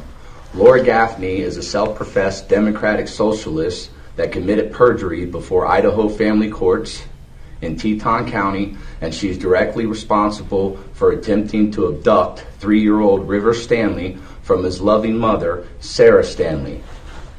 Banks and Gaffney trial lawyers. Idaho Falls, we'll be seeing you again. This kind of seems like how Kiwifarms wants to go and put people on blast on the internet and shit. Tactics going mainstream. Meyer told Vice News that he has been in communication with Ricks for months. and that he was added to several chat groups on encrypted messaging platforms that were set up in July to organize the attempted kidnapping. Meyer also added that he didn't participate in the planning, but when asked if he notified the CPS or the foster family about the plans, he said, "So you would expect me to inform foster parents that are holding children illegally that their rightful parents are coming back to get their children." A few weeks later, on August 8th, Ricks and a man named Elijah Earlbach from Missouri pulled up outside the foster home in Stillwater, Oklahoma, and grabbed Ricks's 6-year-old daughter as she was riding her bike around the neighborhood. Ricks and Earlbach planned to circle the block to go back and try to get the 5-year-old son, but their foster dad jumped in his car and chased them. Soon, a police car arrived on the scene. An officer pulled Ricks and Earlbach over and arrested them both, according to court documents filed by the Payne County Sheriff's Department. Inside the car, alongside the 6-year-old girl, the arresting officer found a fully loaded AR-15 and a handgun. Ricks is now facing a felony charge of child stealing, which carries a 10-year prison sentence. She appeared in court last week and refused to tell the judge who her lawyer was. Despite everything, many of Ricks's online supporters believe she is the victim and that her children were taken from her illegally. Meyer reportedly continues to message Rick's family members, asking them for updates on the children. Neither Meyer nor Oldham said they knew Ricks's accomplice, Earlbach, and it's still unclear how she first made contact with him. Moving down to Sarasota, Florida, the Proud Boys celebrated a MAGA school board candidate's victory, flashing white power signs. The Proud Boys supported a slate of anti-woke candidates and ran a successful campaign to take over the Sarasota School Board. Ladies and gentlemen and non-binary peoples, this is what is going to be happening all over your country. This is why I am so upset.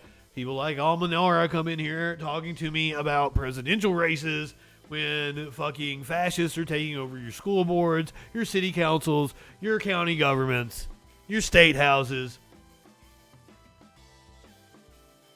This is fucking scary. A trio of anti-woke GOP candidates claimed victory in elections for the Sarasota School Board this week, boosted by endorsements from Florida Governor Ron DeSantis and support from a far-right group founded by members of the Proud Boys. During celebrations on Tuesday night, 2 of the newly elected board members were photographed at the official victory party with 2 of the Proud Boys, one of whom posed flashing the OK sign, a known white power dog whistle. Pictures posted on the Sarasota Watchdogs Facebook page shows soon-to-be board members Bright Ziegler and Robin Marinelli,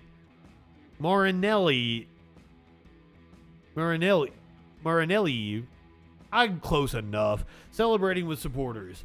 Among them were James Howell and Nick Radovic, both known members of the Proud Boys, a far-right extremist group that's been designated a terrorist group in several countries.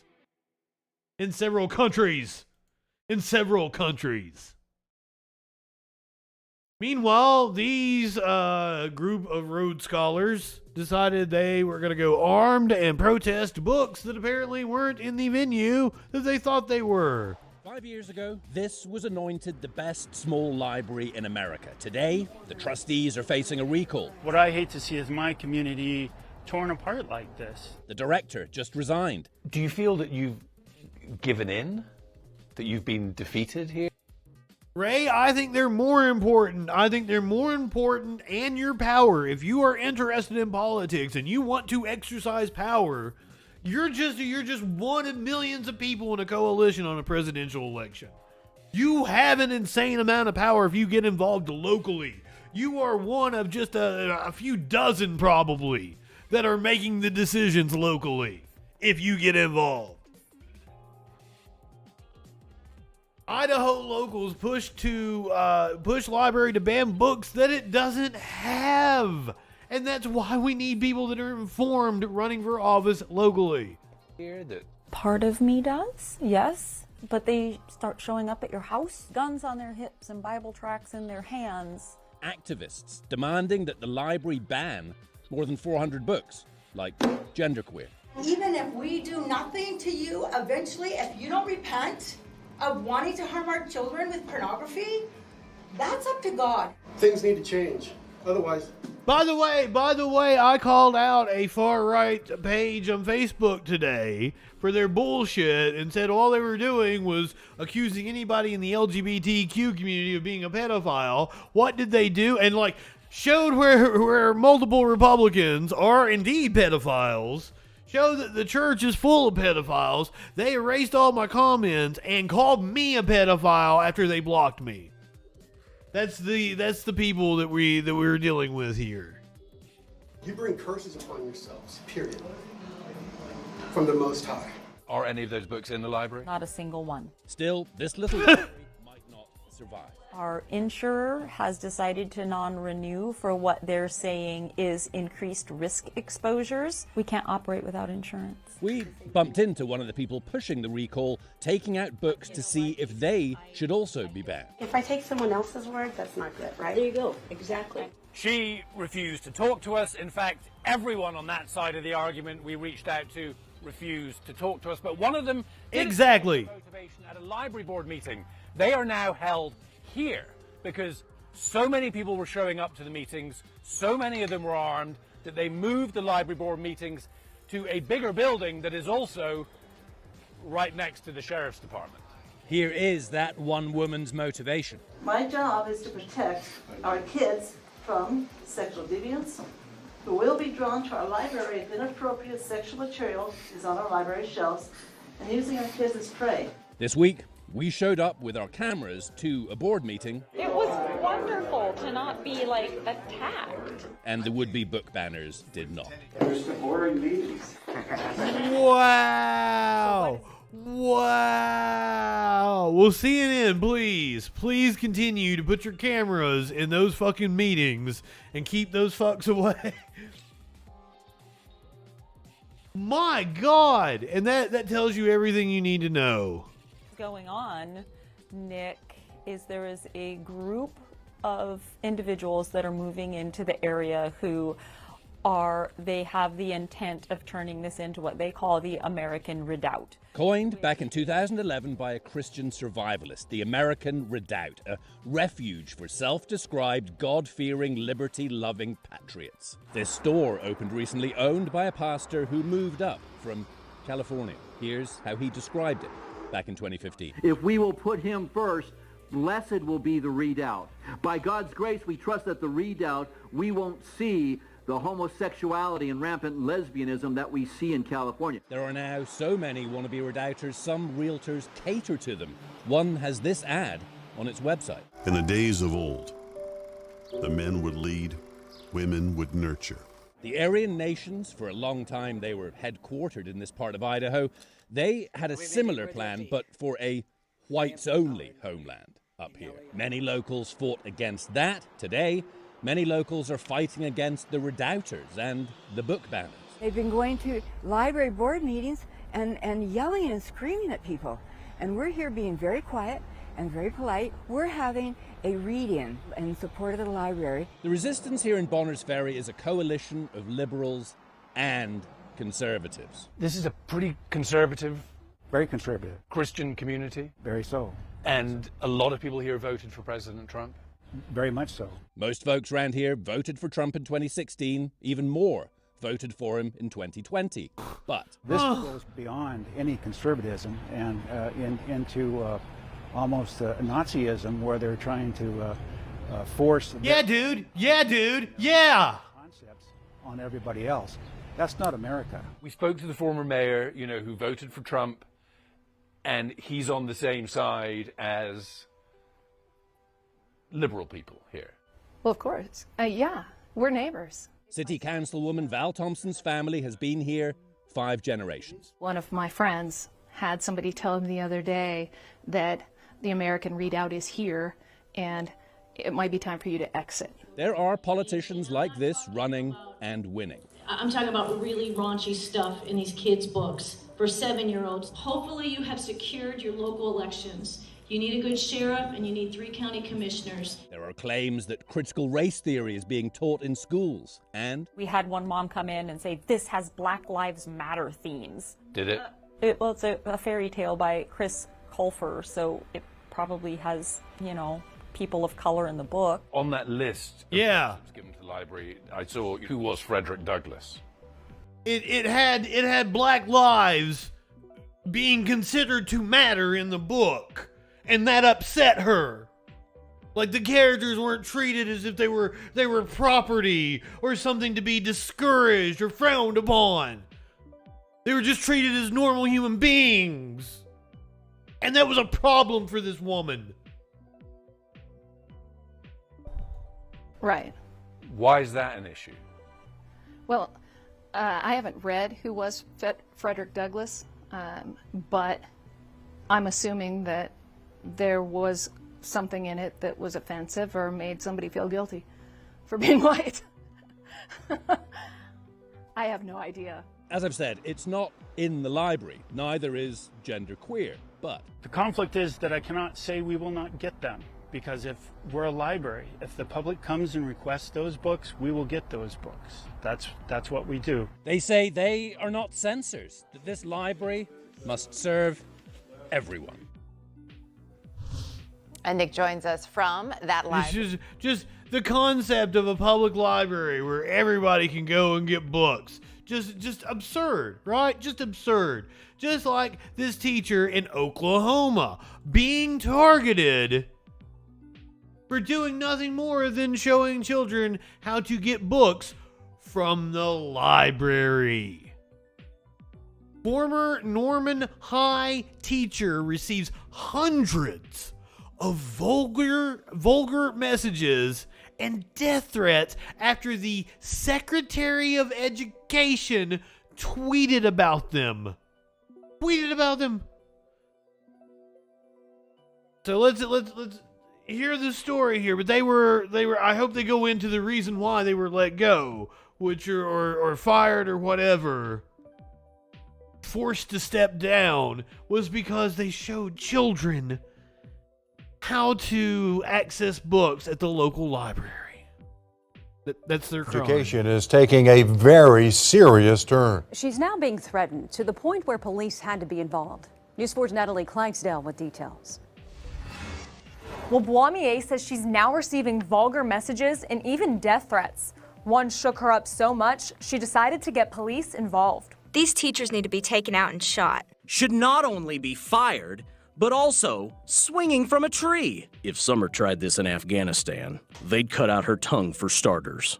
These are just a minuscule fraction of the threats pouring into Summer Boismier's inbox. One in particular, It was not only graphic, but it did include like my apartment number. I am concerned, and I am cautious. which prompted the now former Norman teacher to file this police report. Is when there's a legal concern to call us. Obviously, though, if there's a safety issue, call 911 or call your local police. I mean, that's out of our realm. You know, that's law enforcement.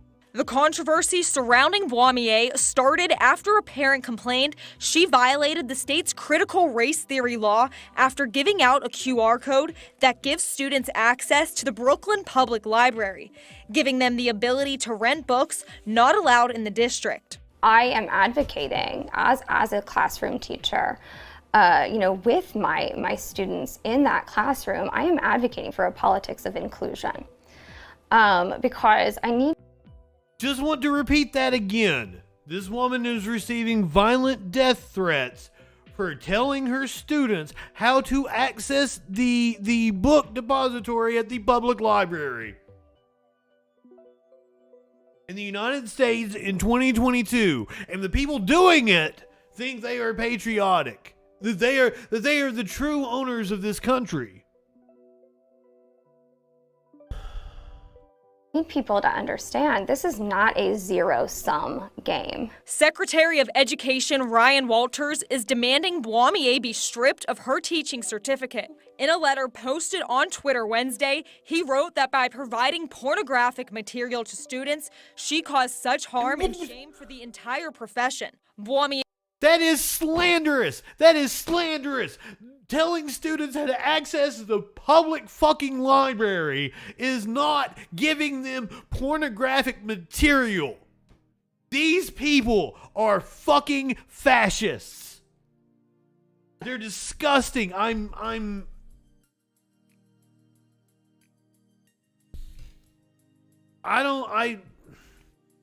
EA says the day the letter was posted, the threats came flooding in. It hurts me that these folks feel okay with doing that, because that tells me that as a society, we are not doing a good job of using rhetoric responsibly. We have to demand more of our leaders. We reached out to Secretary Walters several times today and haven't heard back.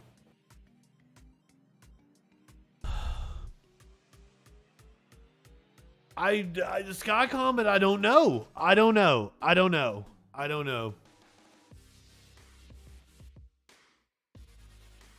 And there is a market double standard. Texas School Board, thank you, Star Craving, thank you.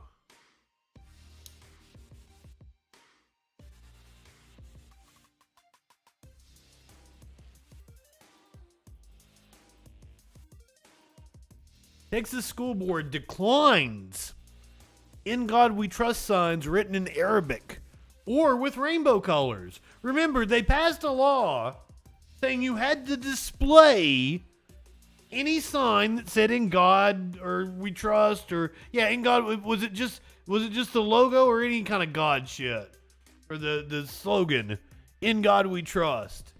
So a troll. A virtuous troll decided to write "In God We Trust" with the American flag and "In God We Trust" in rainbow colors with the American flag, and proposed that those be displayed. Some civilians are out to prove maybe you can mess with Texas. The Texas School Board has declined "In God We Trust" signs written in Arabic or with rainbow colors after a civilian living in the area offered them at a recent meeting. Do we have the local news hit on this? I thought there was going to be a video with the Inside Edition. Here we go. Yeah, let's go with the local news hit here. Why is more God not good?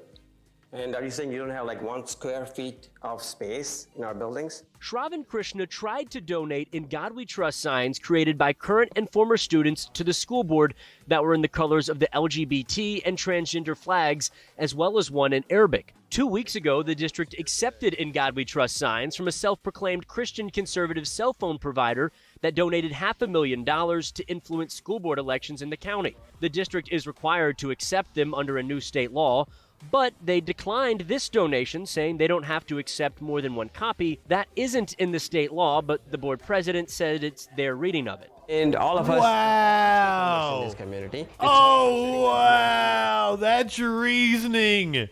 Oh, my God. Do you guys know what this is? This is the No Homers Club. It says no homers. We can have 1 homer.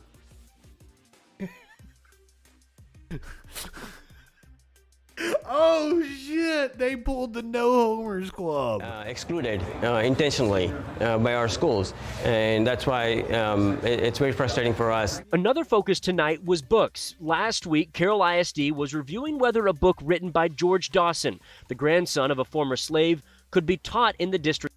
Just so everybody knows what I'm talking about here. Is a bit from The Simpsons. You can reference The Simpsons in pretty much any kind of news, right? Hey, Billy! Hey, Joey! Come on in! There's plenty of room! Sorry, not you, Homer. Why not? But you let in Homer Clumplet. It says no homers. We're allowed to have 1. That's the rule they're pulling over here with their "In God We Trust" sign. School that's named after him. There were concerns over. I told you, Scott Comment. I told you. I said, do not watch this stream. I'm sorry. I love your face. Good night. A lynching, but Dawson's great-grandson said he's read the book to students every year and called it hurtful last week. Tonight, he spoke directly to the board. So how can we move forward to realize, to see how it is taught and taught properly, so we can actually get together and sit down and see how it can be taught correctly, and it's not sit there and sugarcoat it. The advocacy group that tried to donate those signs didn't say tonight if they plan to challenge the district's decision in court. Live in Southlake, I'm William Joy. Once again, I'm sorry for getting off with the ads on Twitch. Like, I think they played for you. My apologies. I was gonna take a break and try to catch them, but since I think you already got the ads, we're gonna go on. More of this fucking bullshit. VA nurse practitioner files a lawsuit against CVS. Says they fired her for not providing abortion drugs. In Northern Virginia claims she was fired by CVS because she refused to provide abortion-inducing pills. Sitting cow, good evening. I don't know what you're talking about. R.M. Brown? Now filed a lawsuit in Prince William County against a drugstore chain. She did not provide the drug because of her religious beliefs as a Catholic. Casey says in January, CVS told her they would no longer accommodate her choice and fired her just a few months later. 7 News reached out to CVS for comment. We are still waiting for a response. Let's see how the... Oh, no, I didn't sitting cow. But great minds think alike. I don't know who Orrin Brown is. Okay, I will, absolutely. They did it in reference to that story? Like that made them think of the same thing? Because that's fucking freaky. Because, yeah, I didn't even... One time, somebody told me I was a Steve Hofstetter ripoff. At the time, I had no clue who Steve Hofstetter was. I went and looked him up. I'm like, thanks, dude. Like, that's a compliment. That's exactly what it's gonna be. It's gonna be interesting to see how the courts rule on this. I would think that it's pretty cut and dry, but once again, we have a stacked court in favor of these fucking fascists. Because I can show you where the Indiana court sided with the religious fascists right here. Indiana court sides with Catholic diocese in firing a teacher. The Indiana Supreme Court ruled Wednesday that religious freedom rights protect the Roman Catholic Archdiocese of Indianapolis from being sued by a teacher who was fired from his job at a Catholic high school for being in a same-sex marriage. I'm gonna bet the nurse wins her suit. Meanwhile, these kind of cases get shot down. Joshua Payne Elliott argued in his lawsuit that archdiocese leaders, wrongfully forced his firing in 2019 from his job of 13 years as a world language and social studies teacher at Cathedral High School in Indianapolis by mandating that all Catholic schools under its purview enforce a morality clause barring employees from entering into same-sex marriages. State Supreme Court decision said religious institutions had the First Amendment right to decide matters of church governance for themselves. Meanwhile, this one is heartbreaking. This comes from my alma mater. My alma mater. But it's not too surprising to me. East Tennessee State University removes references that Title IX law protects LGBTQ students at a lawmaker's behest. ETSU to remove references to LGBTQ plus people as being protected under Title IX. A letter was sent to ETSU President Brian Nolan from Republican State Representative John Reagan. He's from Oak Ridge. The letter sent last Monday, and the university says that they have until tomorrow. He says the university has until tomorrow to comply. It says ETSU must remove language saying LGBTQ plus people are protected under the federal Title IX law. The letter says it needs to be removed from any university publications, policies, or web pages. Ansley Daniel has been digging through this letter today. Ansley, ETSU not the only school in Tennessee that got that message, right? Nope. Josh and Sarah, Representative Reagan told us today that leadership at every publicly funded university across the state received this letter. ETSU, being one of those universities, has already made some changes to its policy, but one alum tells us that she thinks this is just the beginning of attacks against the LGBTQ plus community. The 6-point letter to ETSU President Brian Nolan advises the university. It's not the beginning. We got to stop saying it's the beginning. We're in the middle. We're in the middle of a fucking war. The beginning is long past us. That's what doing the stream tonight proved to me. Like, if there was any doubt in my mind before, it has solidified it tonight. This is all over the fucking country. I didn't have enough time to include all of the stories that are like this. This is just a survey. This is just a survey of what's going on in the United States here on September 4th, 2022. Fascism is here. And it's been here for a while, and a lot of people have been in denial. And I'm not in a good mindset after doing this tonight. University to drop any references that Title IX protects LGBTQ plus people. When I reviewed the policies, by the way, some of the universities in our state still have not completed their input to me on their policies, which was due back in July. Nonetheless, I took what I had, and I also reviewed their websites for policy statements. And I found some concerning issues. And of course, that's exactly the way that motherfucker would look. For those of you listening on the audio, you already know. You already know what he looks like. You fucking a Baptist preacher that would tell you that music is the song of the devil or some shit like that. That's exactly what he looks like. You know it. Issues in those policy statements on the website. Title IX began as giving women equal rights to men, but a June 16, 2021 news release from the U.S. Department of Education says enforcement would now include discrimination based on sexual orientation and on gender identity. It even threatened to remove funding for universities that didn't comply. Universities get a huge amount of their funding from the federal government, either directly or indirectly.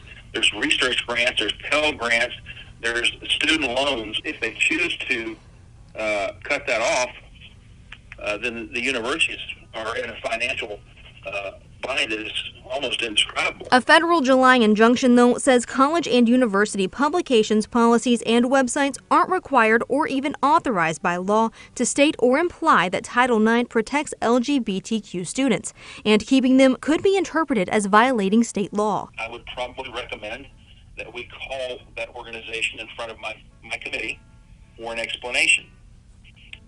My committee has the power to sunset any state agency. The sunset literally means to dissolve it. And we have done that in the past. After News Channel 11 posted a web story earlier today. Yeah, don't do what I say or I will dissolve you. You are a fascist. ETSU changed the Title IX page of its website. It went from describing the law as protecting individuals of all gender and sexual orientations to protects individuals from discrimination on the basis of sex. My personal advice right now would be to reword that. The way it's worded right now is confusing. And in fact, it conflates, just like the U.S. Department of Education did, Title VII and Title IX guidance. ETSU alumna, Democratic State Senate candidate, and member of the LGBTQ community, Kate Craig, is calling this a form of blackmail. You threaten their funding, you're attacking the LGBTQ community. So it's part of the slate of hate that's coming out, because they're finding every way, shape, or form to make it more difficult that if you identify as being gay, lesbian, bisexual, trans, if you identify under any of these labels, then they were wanting to make it more difficult to exist here. Craig also fearing this is just the beginning of more restrictions on her community. Well, the Supreme Court's already made it known that this is their agenda to overturn same-sex marriage, to overturn marriage equality. We've seen that in the op-eds. We've seen that in Justice Clarence Thomas's opinion that came out regarding Roe v. Wade, that this is part of his agenda. So I see this as the Nashville legislators took that as the signal to go, yes, move forward with that. When asked for comment, ETSU spokesperson Jessica Vauden said that the university isn't prepared to speak about this letter as its legal team is continuing to review the request. But in an email response, she wrote that we will respond as requested. I don't know what we do. As I've said many times, like, fleeing the country feels like a privileged thing to do. But if you are from a really marginalized community and you have the means to flee, maybe you should.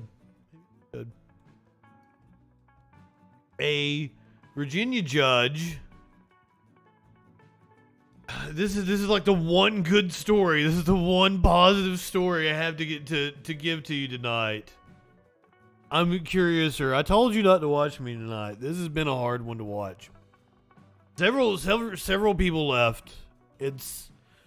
We've been doing teacher firings and book burnings and book bans, and an armed group showed up at a library that doesn't even have the books they're wanting to ban.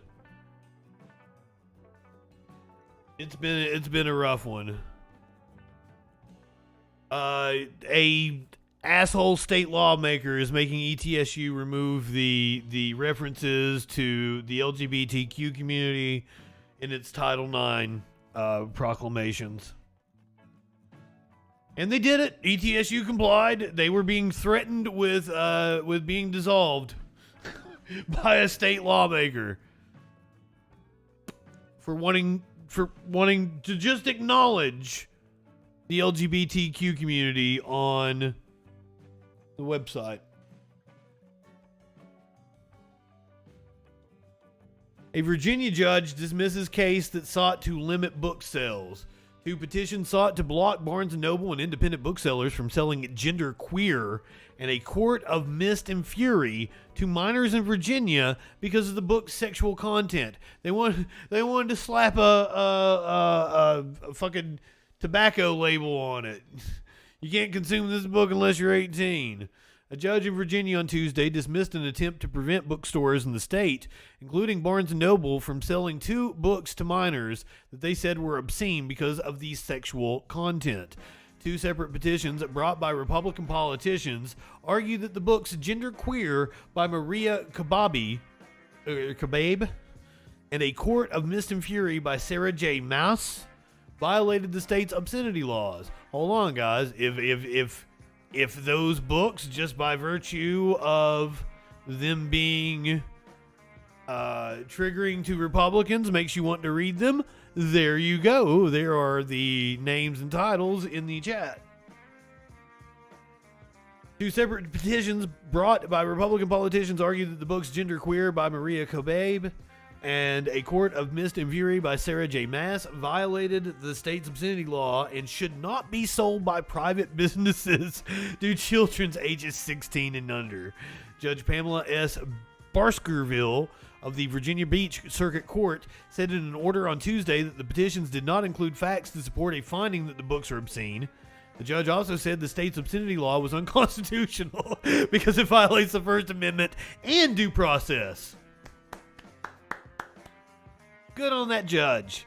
Efforts to challenge books in schools and libraries have soared in recent years, but attempts to restrict, particularly this year, independent bookstores and corporate chains from selling specific books have been less common. Conservative groups and politicians have largely targeted books about race, gender, and sexuality. Now, Fox News kind of covered this story in a roundabout way, maybe? Let's hear from them, shall we? Time magazine ridiculed for using crazy pronouns in piece on genderqueer author.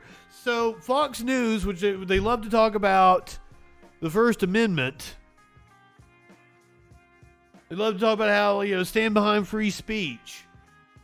Instead of talking about how it was a win for free speech, attacks the author themselves. But they do it in a way where they're just like, oh, there's a controversy around Time magazine using crazy pronouns. The people that read Fox News probably had no clue what pronouns Time magazine used because they don't read Time magazine. Twitter users piled on a Time magazine article on Thursday, doubt, when a famous publication used what many saw was a bizarre set of pronouns to describe its genderqueer subject. Media Winch, thank you for being a freaking subby. It's Winchy Poo, too. But go ahead and turn me off. Tonight's not a good night. You don't want to hear what we're going over tonight. Though the worst of it's behind us.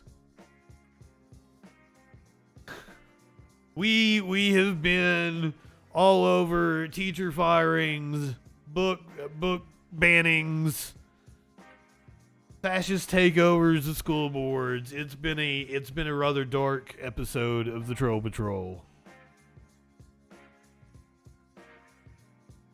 Time reporter Madeline Carlisle interviewed the author on the lawsuit who was insisting on using ear pronouns to describe Kobabe.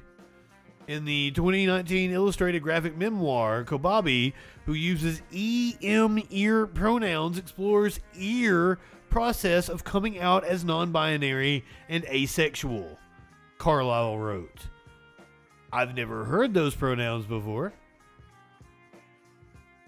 Let's hope when I throw them into Google, I actually find something educational and not a whole bunch of right-wing. It's just a gender-neutral pronoun. That's all it is. It is just gender-neutral. Ear. Did I say them correctly?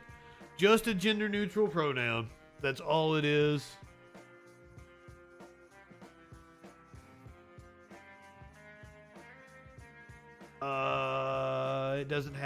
It doesn't have the audio, but here you go. There's you a pronoun guide. If you come into my Discord, do stop by and get yourself some pronouns. All you have to do is there's a little emote that you go and you respond to the what's your pronoun question, and you give it the emote that corresponds with your pronoun. And Discord does the rest. It's really cool. I really dig that. Did I put the pronoun resource in the chat? Fucking A, Stark Raven's going to co-host with Justin on the 16th.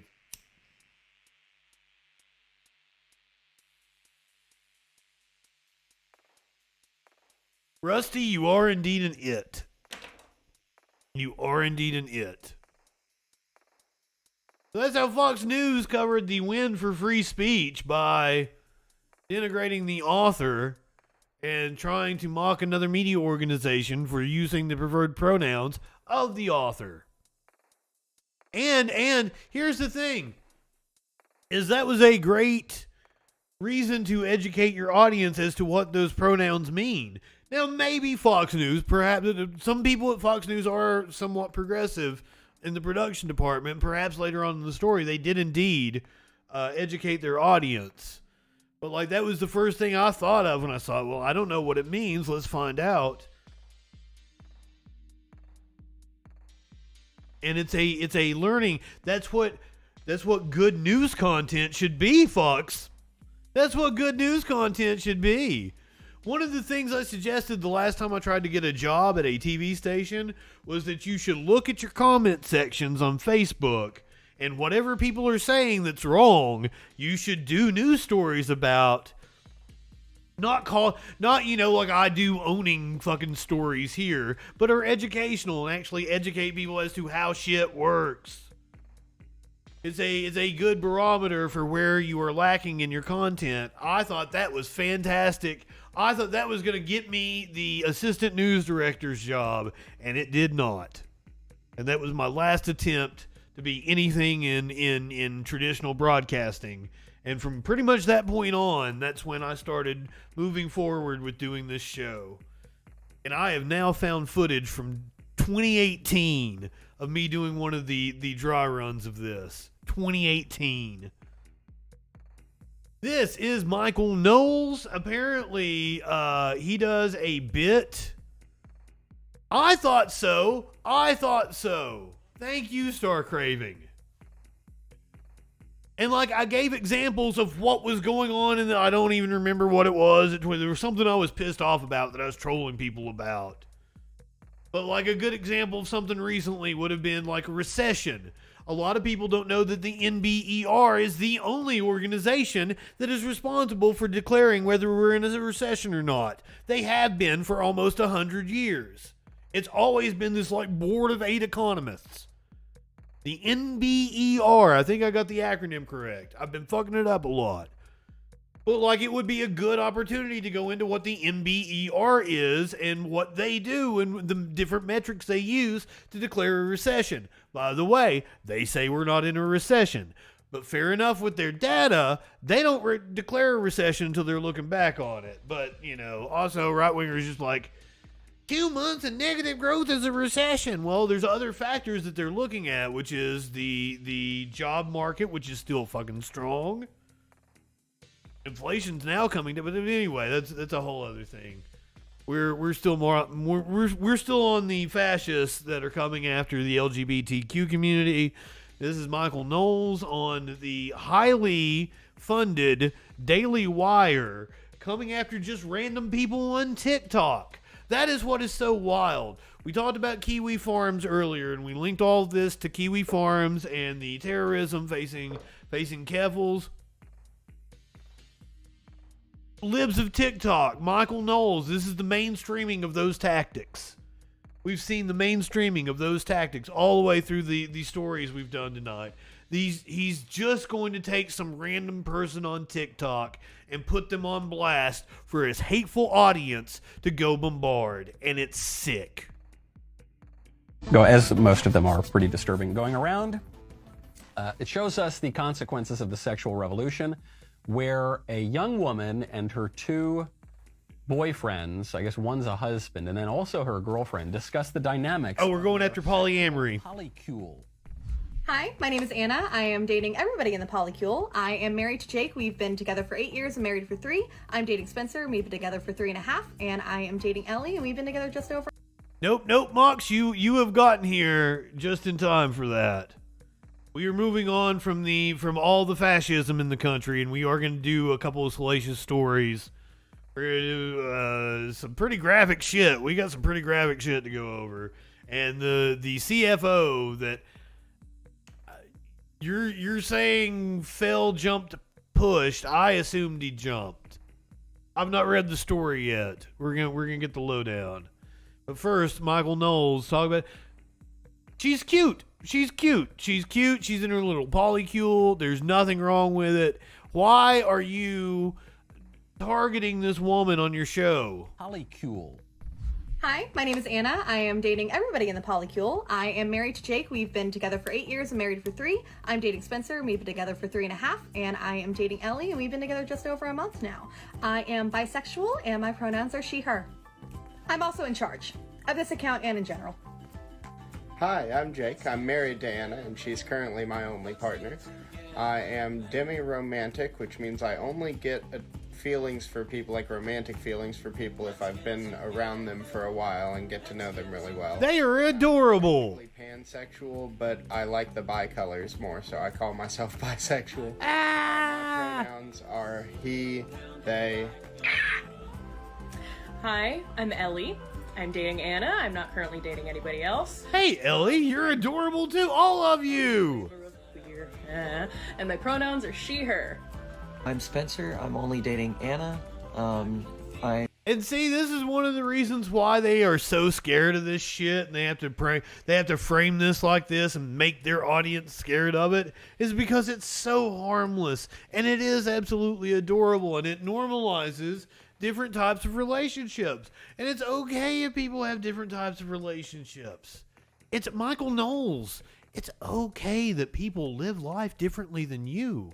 If you want to be some Christian fascist and you want to rule over your family in some weird fucking way where you've got an inadequacy you're making up for and you're taking it out on your wife and your kids, that's up to you.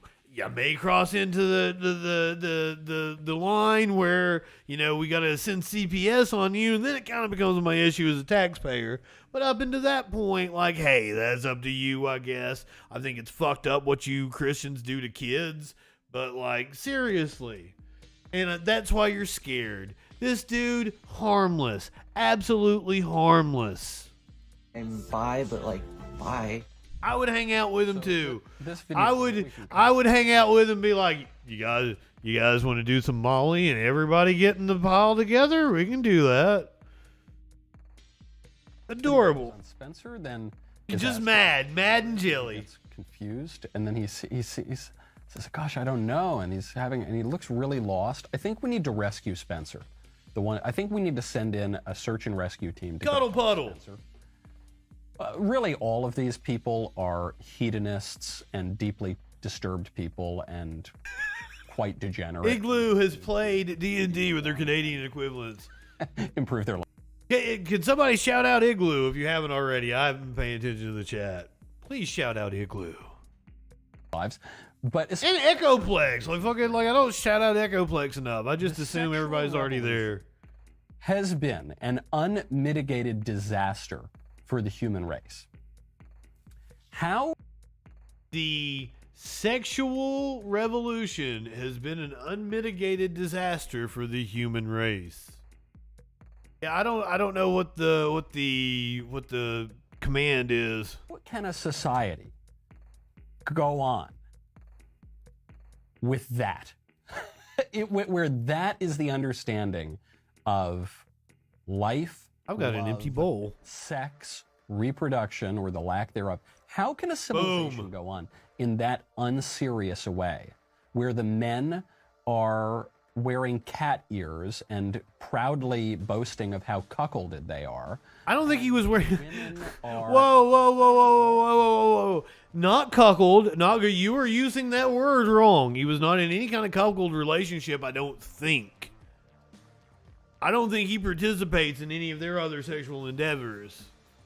Or his girlfriend. Or he was married. He was married to her, right? The dude with the cat ears, first of all, those weren't real cat ears. I think that was a filter. I think that was like a TikTok filter. Okay? Let's get this straight, because you dropped a lot of misinformation there. He's not a cuckold. Cuckold is something very specific. Like, they want to be like degraded and shit. They want some other dude to fuck their woman and then like stick their head in and be like, aha, watch me fuck your whore, haha. That's a cuckold. And that's perfectly fine if you're into that. What this dude is like, as the way I understood it, especially with the demisexual part of it, he is only in a relationship with the Anna, and that it is her mind that arouses him, and that is why he is only partnered with her, and she has sexual needs that she has to get fulfilled elsewhere, and that's perfectly fine.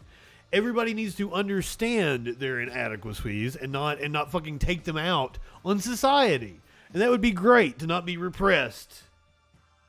And hey, there's I understand where people are coming from. I once got really pissed off at a girlfriend for using a toy on herself.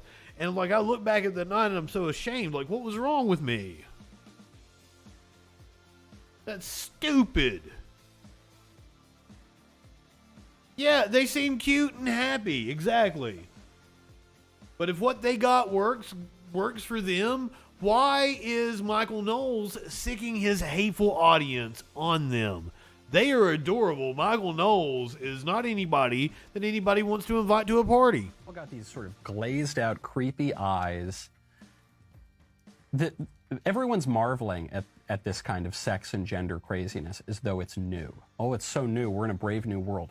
It's not. But it's not new. This is just paganism. This is what things were like before Christianity.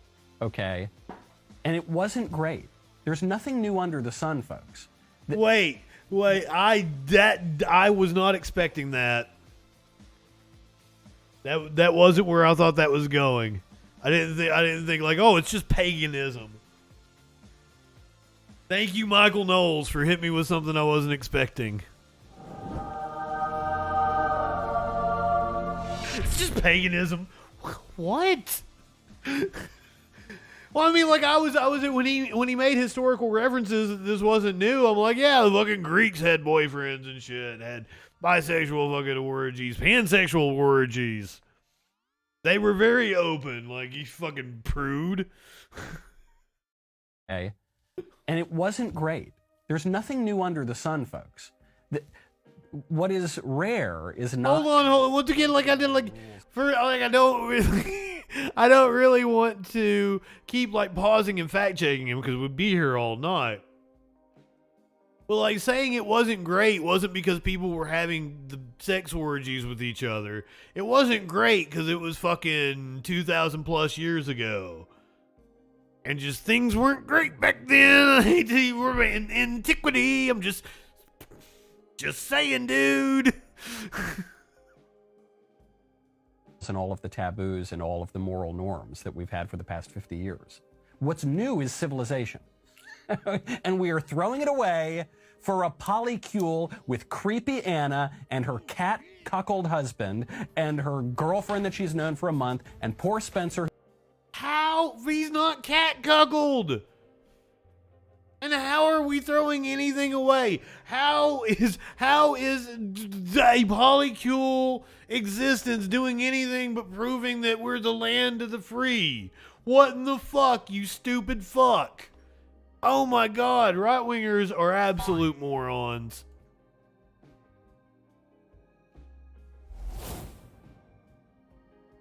I was going to try to take a shot at pronouncing your screen name, but I'm not exactly sure there is a pronunciation to it. ONC BAPMV298. Thank you for being a freaking follower. I love your face. There might be a few new people here tonight, and if there is anybody that's new and doesn't really know that much about me, I'd like to summarize my entire political philosophy by saying I would give anything in the world to piss in Dan Crenshaw's open eye hole. That's how you sum up my political philosophy. Hey Justin, are you trolling? Always be trolling. I want to touch on another shitty topic here tonight. And then hopefully we get some levity of watching, knowing about a CFO jumping off of a tower. After 6 days of misery, FEMA director says it's too early to say when Jackson, Mississippi residents will have clean running water. We covered the flooding that went on in Mississippi last week. But they are having a lot of trouble with their water systems and the fallout of the flooding. And as you can see, the water is not really clear. It's a different color, darker color. It's crazy. I've never experienced anything like this in my hometown before. The boil water alert has been going on for the past month. And then to have to store water because you don't know how long we're going to go without water is hard. Just not knowing when the water will be off altogether and how long it's going to be, how long we're going to have to go through this. This is him filling up another tote of water. I've been stocking up at my house. We fill the tub up with water and he scooped it up and put it in containers. It's going to be hard to do after a while and just exhausting. Boiling water to shower and to cook, to do everything that, daily hygiene. This is our water supply for the kitchen. The water is flowing, but we still have to wait on till to say the water is safe or the water is actually drinkable. There are water drives going on, but you can only get 1 case of water. And it's just myself and my son. We can make it with just 1 case. Unfortunately, this is a story all across this country in communities that never get attention. I can tell you about Martin County, Kentucky, and their water crisis. I can tell you about Sand Mountain, Alabama, and their water crisis. And here we have Mississippi, Flint. Who knows how many? Because the only reasons I know about Martin County and Sand Mountain are because I've lived near them and knew what was going on from being involved in the local media. Most people have no clue that there are communities all over this country that do not have access to clean water, and it is getting worse. We have let our infrastructure fall completely apart. It'll last us a few days, but a house of 4 people, how long can it? Yeah, Mox, Mox. That's how we started the show. We started the show talking about Chile because I thought it was going to be a good story. And by the time we got on the stream, we knew that it had failed. Sucks. That's why I just told everybody to turn the stream off. It's just been bad news all night. And I'm not done. I'm not done with the Mississippi water crisis. Because poor communities not being able to get clean water is an issue for me. Russian roulette, that you don't know if you're going to wake up with water. You don't know if you got water. You don't know what condition the water is in. We have employees to take care of and families to feed. I mean, if I close, people don't get paid. We can't drink it, we can't cook in it, and I'm scared to bathe in it. More than 150,000 Jackson, Mississippi residents are nearing 1 week without access to clean tap water after torrential rains overwhelmed the city's main treatment plant. Residents had already been under a boil water notice since the end of July. The city's mayor, Chokwe Antar Lumumba, has warned about the failing water system for years, and he joins us now. Good morning, Mayor. Give us an update on how... So yeah, I was wrong. They've been under a boil water since July. It's just been exacerbated by the flooding last week. And the system's been failing for years because we don't take care of our infrastructure in this country. Things stand this morning. How many people are still trying to get safe drinking water? Well, first and foremost, good morning, Martha. Thank you for having me, and thank you for lifting up this challenge. As of today, we have seen some gains within the system. The hardworking men and women at our water treatment facility have been optimistic about the progress that has been taking place. However, we are still in an emergency. Will be an emergency even as the water is restored to every home and even as the boil water notice is lifted, because that is the fragile state of our water treatment facility. There are still operations at various points of the city that are delivering bottled water because, while I believe that a good majority or a certain growing majority of our residents do have water pressure now, they are still under boil water threat and unable to consume the water. And that makes it difficult with just the quality of life and the daily tasks that we become accustomed to. And at this point, how much longer do you estimate it will take before everyone has safe, drinkable water? Never. Yeah. Well, safe, drinkable, reliable, sustainable, and an equitable water treatment facility is a much longer road ahead. In terms of, having water that will be approved by the Department of Health as having tested and is fit for consumption. I think that we're a matter of days, not weeks away from that. But as I have always... How close are we to the collapse, guys? Restored even when we're not under a boil water notice. It's not a matter of if these systems will fail, but when these systems will fail. Are we already there? Is the collapse something that we're not going to wake up that day and be like, oh, here it is, it's the collapse. It's something that we're going to see a few weeks after, be like, oh shit, that was the collapse back there. At least Brett Favre got paid. Now supposedly he gave the money back. But he got paid. He got like $2 million, $3 million, something like that. There are so many points of failure. We're talking about a set of accumulated challenges that have taken place over the better part of 30 years. I remind people that I moved to Jackson as a little boy in 1988. I distinctly remember in 1989 when this system crashed after a winter storm. And so we're seeing not only the age and the wear and tear on our system, but we're seeing the effects of climate change. We have colder winters, hotter summers, and more annual precipitation, and all of that is taking a toll on our water infrastructure. As you said, you have been warning about this for years and have been pointing the finger at Republican Governor Tate Reeves and GOP-controlled legislature. Sounds about right. This is what the governor says. It will take time for this to come to fruition, but we are here in times of crisis for anyone in the state who needs it. That's my responsibility as governor, and it is what everyone in my administration is committed to ensuring. Do you believe that? Sounds like some bullshit to me. Well, let me say this. I've been lifting up this circumstance amongst many individuals that are in leadership and have influence over a fix and a solution. And so I don't want to put it squarely in one person's lap. But as I think that there is a well-defined record as me lifting that up. But, I'm less focused on that portion of it and more focused on the immediate near term of resolving this challenge. And so there has been a coalition built. The state did join me early last week and have a discussion about supporting us. And so while they're at the table, while they're on the ground with the hardworking men and women of our water treatment facility, I don't think that it profits me or the residents of Jackson for me to take jabs at them. And so, I will say that thus far. I will. Fuck Tate Reeves. Fuck Tate Reeves.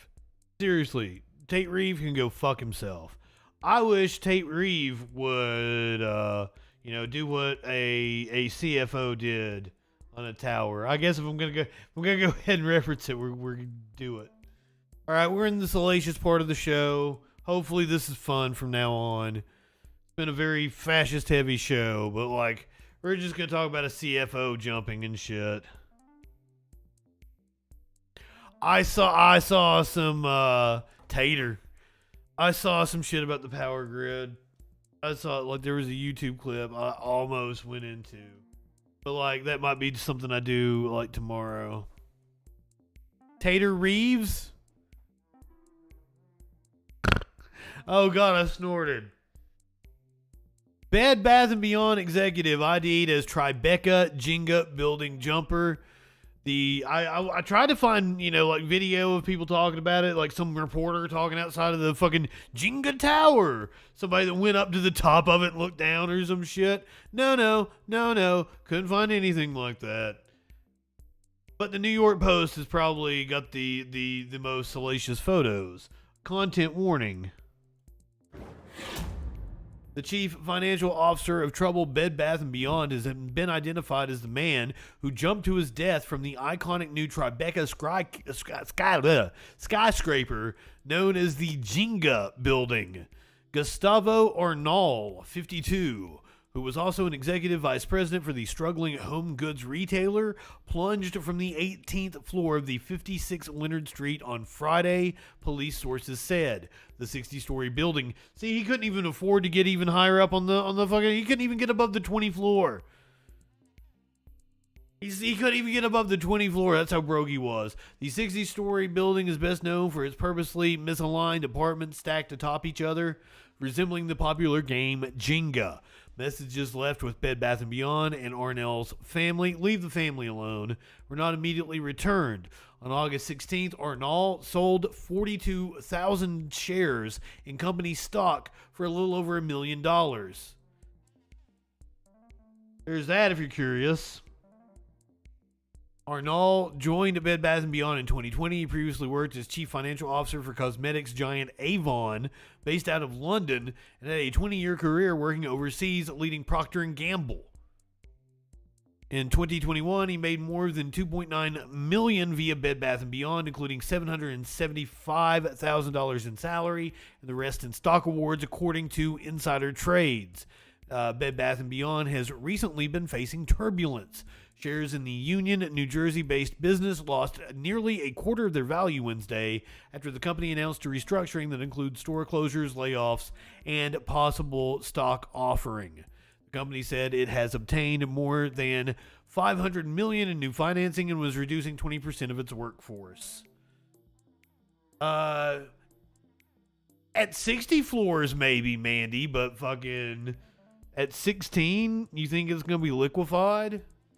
It's gonna be splattered. I don't know about liquefied. That's the top setting on the blender.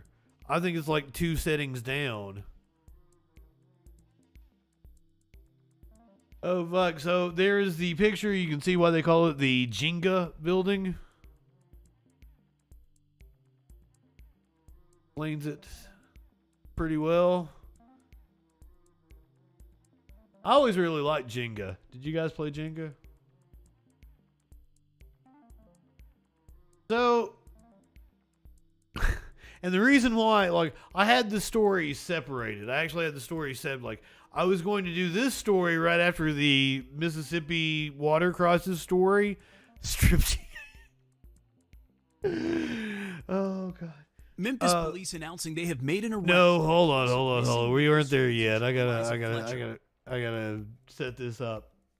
I was gonna talk about this after the Mississippi water crisis story because I wanted to actually point out what mainstream media has actually been obsessed with the last few days, and it hasn't been Mississippi not having clean water, which could have something to do with why Tater Reeve isn't like feeling the pressure to do something about the water system. I have seen this story everywhere, and this is not the type of story that Justin FREAKIN would indulge in, yet I have seen it everywhere. Video shows violent abduction of missing Memphis jogger. According to criminal complaint, what this ABC News story leaves out is this is a billionaire heiress. I don't know what she's a fucking heiress for, and they only offered 50 grand. Announcing they have made an arrest in the case of missing Memphis schoolteacher Eliza Fletcher. Possible abduction earlier today for Miss Liz Fletcher. 38-year-old Cleotha Abston has been charged with especially aggravated kidnapping and tampering with evidence. The 34-year-old kindergarten teacher was reported missing by her husband hours after she did not return from an early morning jog Friday. It's now been a number of hours since they... So, random kidnappings do indeed happen, but they aren't that common.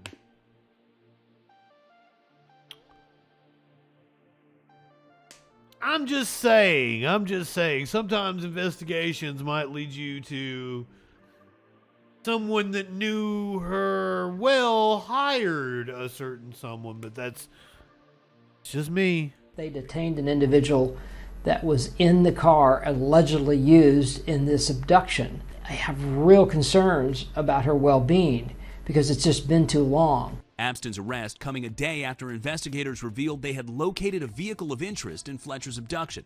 Police say a person in a black GMC Terrain SUV approached her around 4:30 a.m. while she was jogging near the University of Memphis and forced her into the passenger side of the vehicle. Authorities saying they found her water bottle and cell phone near where she was reportedly abducted. ABC affiliate WATN confirming the married mother of two is the granddaughter of a prominent businessman and philanthropist. Her family pleading for the public's help. More than anything, we want to see Liza returned home safely.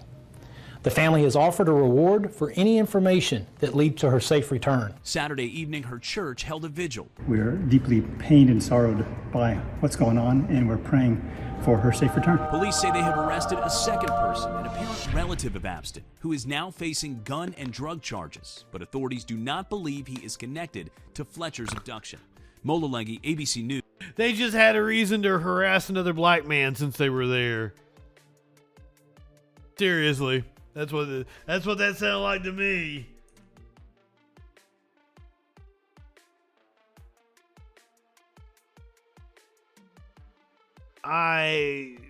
There might be more to that story. I'm just saying. Just knowing what I know about statistics and shit,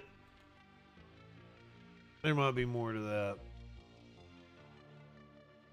A journalist in Las Vegas who was an investigative reporter who was apparently really good. Review Journal investigative reporter Jeff German killed outside of his home. So let's see, like this is a news piece by the Las Vegas Review Journal. Work with me here. Jesus. I'm just going to read it. Las Vegas Review Journal investigative reporter Jeff German, one of Nevada's most accomplished and trusted journalists, was found dead with stab wounds outside his home Saturday morning. German whose work in Las Vegas spanned 4 decades made a career of breaking big stories about everything from organized crime and government malfeasance to political scandals and the October 1st mass shooting. The Review Journal family is devastated to lose Jeff. Executive editor Glenn Cook said he was the gold standard of the news business. It's hard to imagine what Las Vegas will be like today without his many years of shining a bright light on dark places. Las Vegas police said Sunday morning the homicide investigation is a top priority for the department.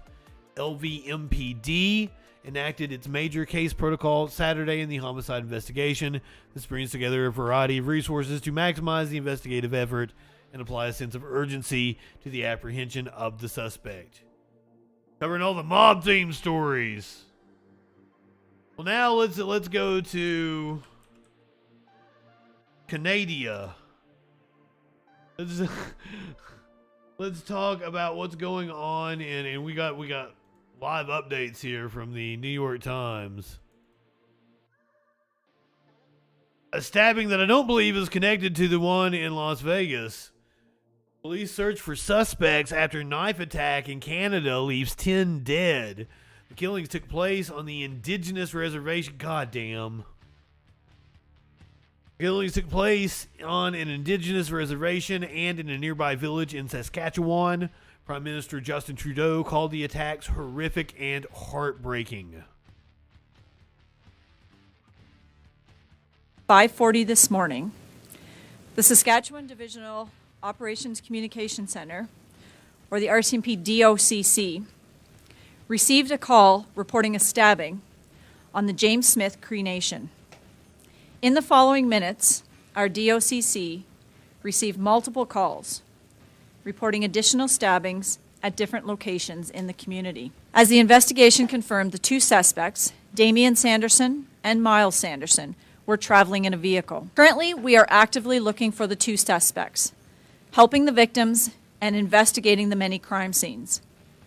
We are dedicating a maximum number of resources to this investigation and thank our many provincial and interprovincial policing partners who are providing additional support. Let me be clear. We are still looking for the 2 suspects. We are asking residents the fucked division and our neighboring provinces to be vigilant. Press F to pay respect. At this stage in our investigation, we believe some of the victims have been targeted by the suspect and others have been attacked randomly. If Damian and Miles are listening or receive this information, I would ask that they turn themselves into police immediately. So they are considered armed and dangerous. It's a brother tandem going around stabbing people.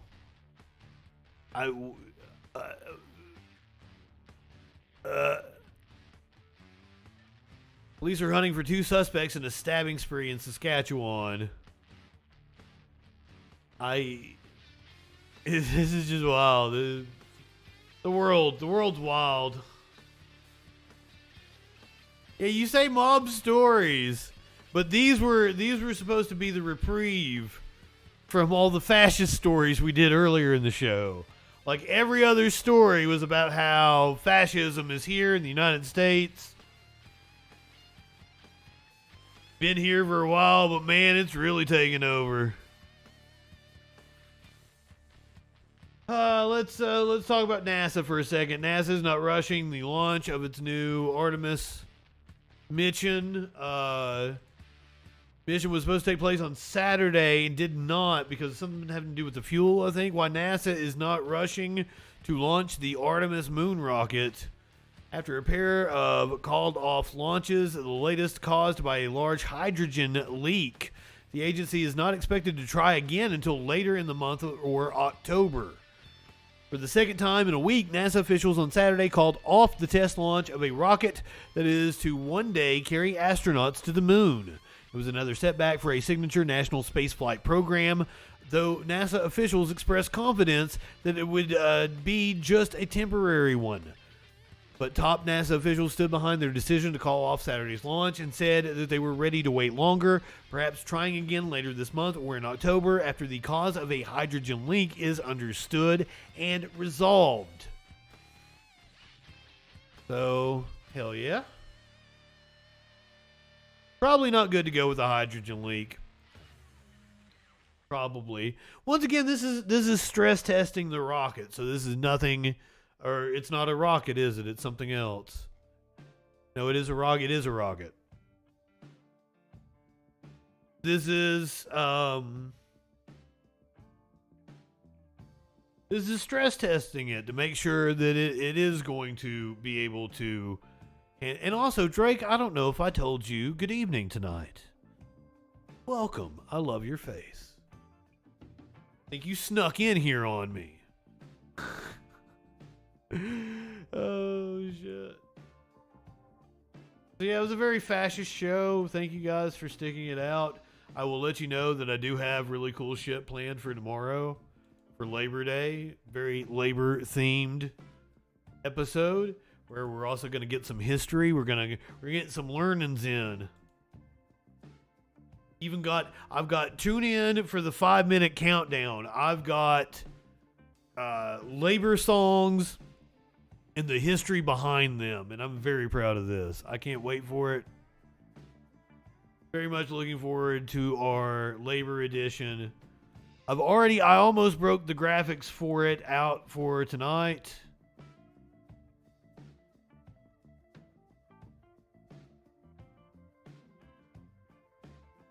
Are they launching a satellite with it? I don't know. I know it's like it's gonna make a trip around the moon, I think, yeah. Like it goes like around it and comes back.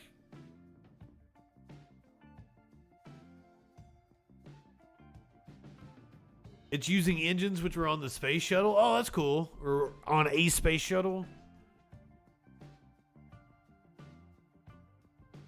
The Scrub launch is for Artemis 1, a weeks-long uncrewed mission that will test the rocket and the capsule where future astronauts will ride. The next Artemis mission, currently scheduled for 2024, will have astronauts aboard, and the third Artemis mission is to land astronauts near the moon's south pole. As the countdown clock ticked towards a launch on Saturday, a hydrogen leak was detected in a connector along the hydrogen fuel line leading to the rocket. I have no clue. I've never understood space shit.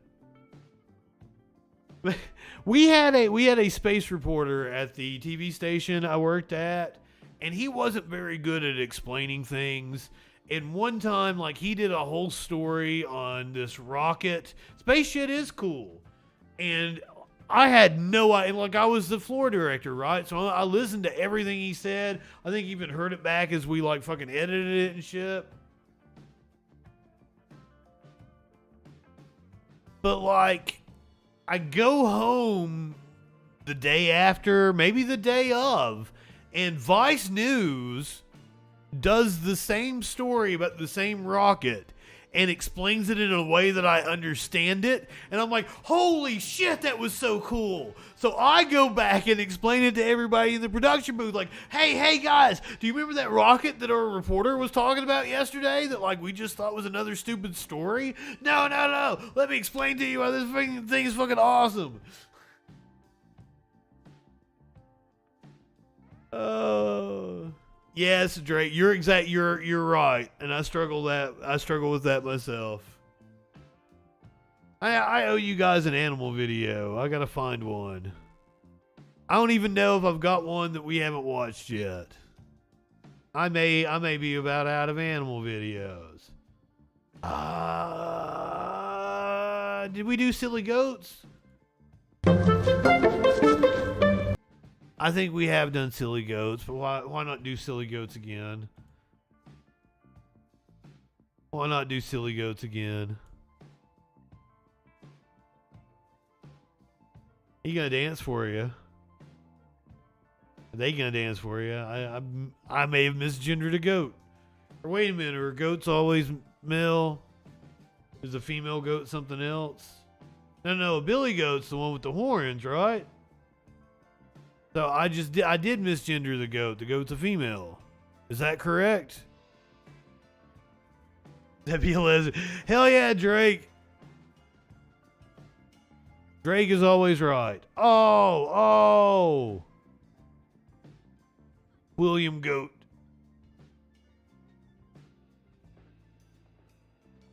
I like that this dude has to pick each one up individually and hug them. That is absolutely adorable. So tomorrow, don't forget, tune in. We're gonna do labor. We're gonna learn some shit. We're gonna do history. We're gonna talk about the current labor movement in the U.S. Shit. I think Media Winch said Echoplex moved the Plex back. But how far back did it move? Is it not on right now? I usually read into the Plex. It's not on right now. Let's go. You know what? Let's go say hey to Christina.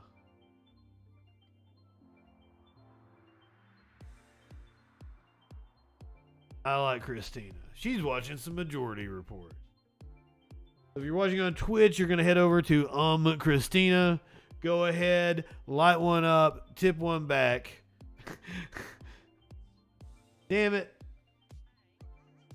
Drake says just keep streaming. Fuck. Am I just filling time for like 15 minutes or something till Echoplex comes on? We can do that. I got wrestling to watch. Apparently Rick and Morty comes on tonight. I got Rick and Morty to watch. I'll usually throw some John Oliver on. I'll stick around. Let's see what we've got here in the reservoir of stories. I'll pull something out. I've always got other shit. Like I bookmark everything I fucking see that interests me. So I've always got shit to choose from.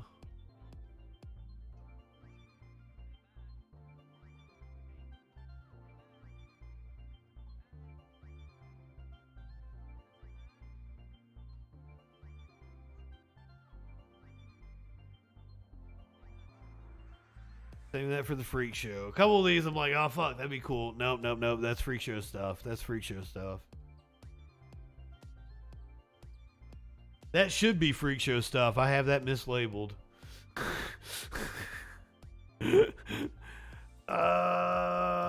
this a video? Yes. This is it. This is what we're watching. Let's watch Beef Daughter. Whoa. Charlie Kirk. Oh, Drake, here's the thing is you're gonna get upset with me. I've never seen Babylon 5, and like in terms of Star Trek, I've seen a lot of the old movies. I've seen like the first old movie, I've seen Wrath of Khan. I've seen a lot of the new generation. Patrick Stewart shit. Like my dad used to watch fucking New Generation. And I've seen those movies. Those are probably because they made like fucking 12 of those. Couldn't even tell you which ones I've seen. I've seen like 5 or 6 of the whole bunch. I'm sorry. I've not seen any of the newer Star Trek since they've rebooted and rebooted. Space isn't really my thing. I'm not really a space. Sorry. You assume it's 9 p.m. So yeah, in like 10 minutes. So they'll start streaming. They might even be playing music already. But I'll keep you on until they're ready to take you over. I'll keep the bed warm. We'll go ahead. Let's do this Charlie Kirk, because look at that face. Look at that fucking Charlie isn't doing well, is he? Like being a right wing grifter is it because like. If you go and check out a post by Charlie Kirk, a lot of people are, even if they're not complaining about the content per se, like the substance of the content, they're complaining they're getting a hell of a lot of ads, and they're wondering if this is all just a grift.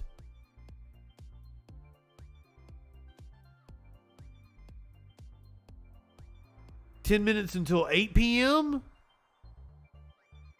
Oh, oh, so I'm an hour off. I don't know if I can keep you until the Plex starts at 9. Oh, it's because it's so goddamn hot in California. That's I'll keep you through the top of the hour.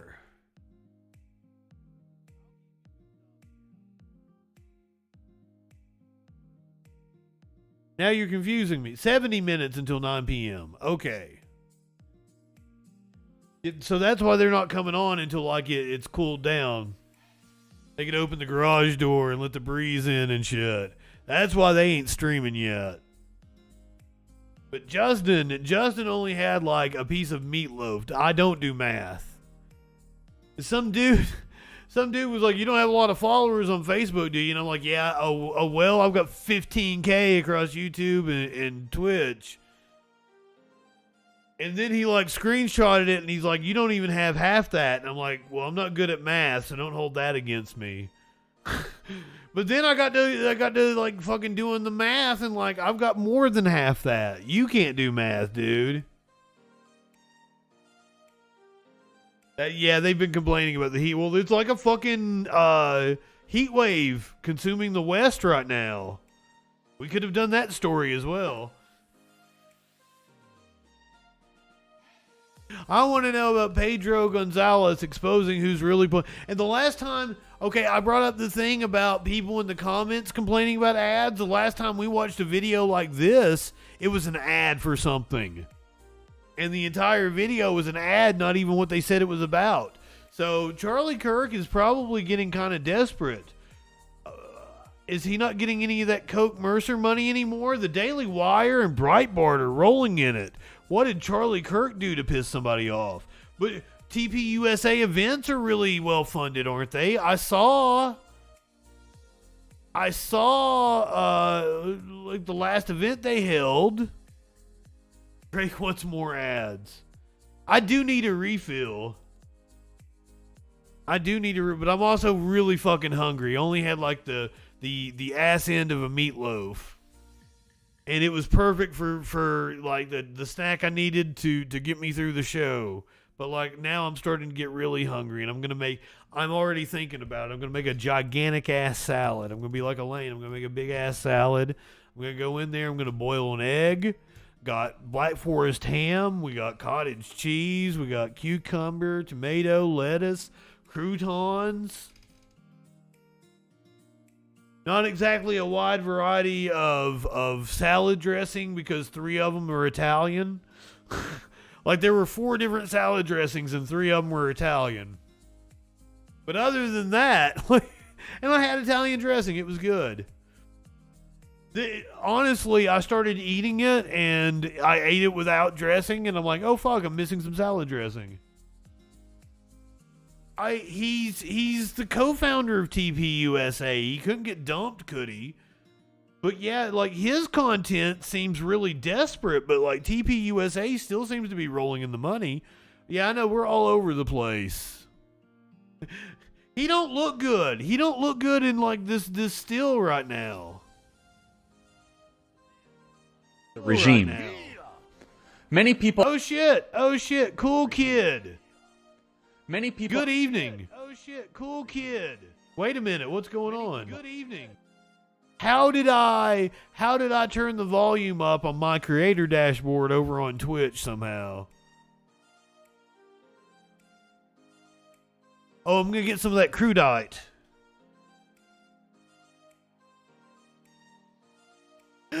Oh shit. Get Cool Kid on the line. Cool Kid, you wanna call in or Discord? You got something to say?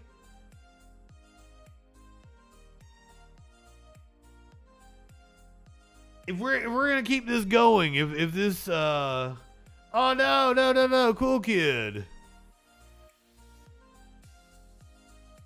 Crudite. I fucked it up the other day. Like I dead seriously said crudite, like I didn't know what the fuck I'm doing. And said crudite.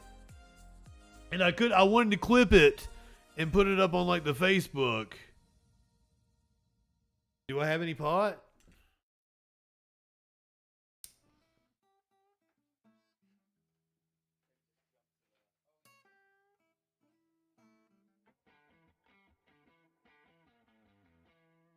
Sitting Cal knows something I don't know. I'm smoking all the pot? Oh, yeah, I'm smoking all the pot. Also, like, I need a refill on my tea really fucking bad.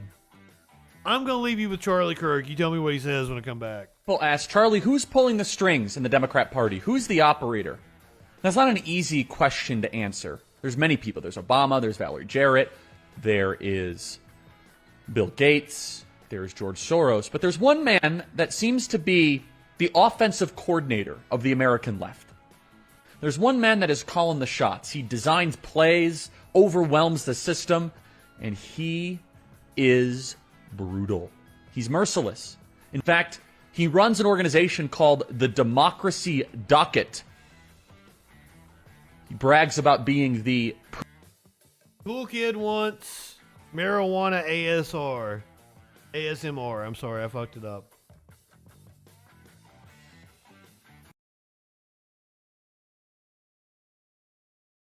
Now here, oh, hold on, let me go. One of the things about my mic is that, you know, I've got some filters on it. So, okay, now you should be able to hear everything. You're going to hear how wheezy I am. You're going to hear my labored breathing. You're going to say, dude, you need to get out of that fucking chair and do some exercise. But here you go, a little marijuana ASMR.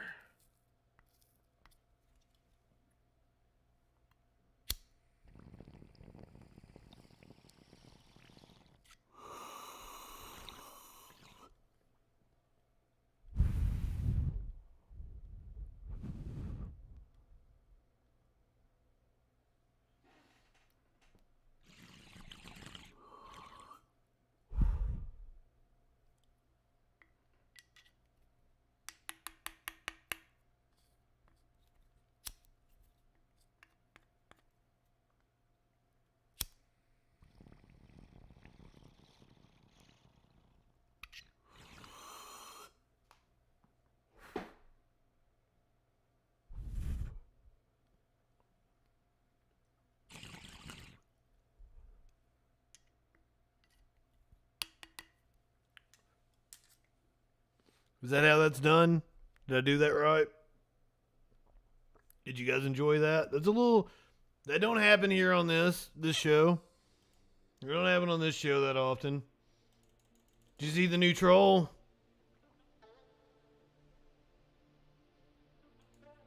Boom.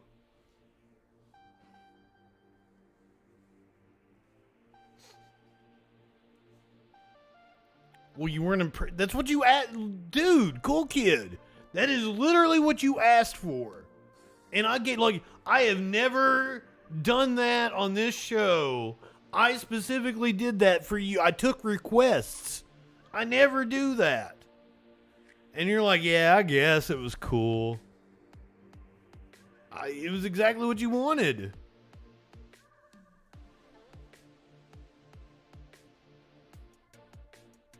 Wait, Cool Kid wants to debate people? Why doesn't he want to debate me then?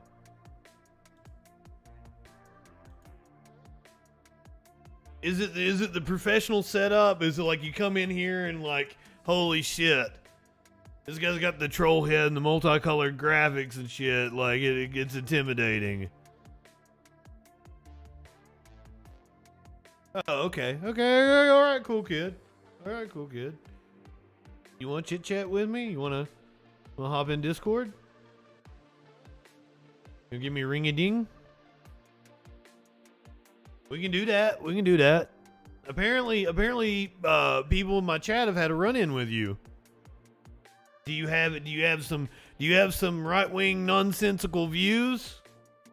Because around here we say that right-wingers are morons.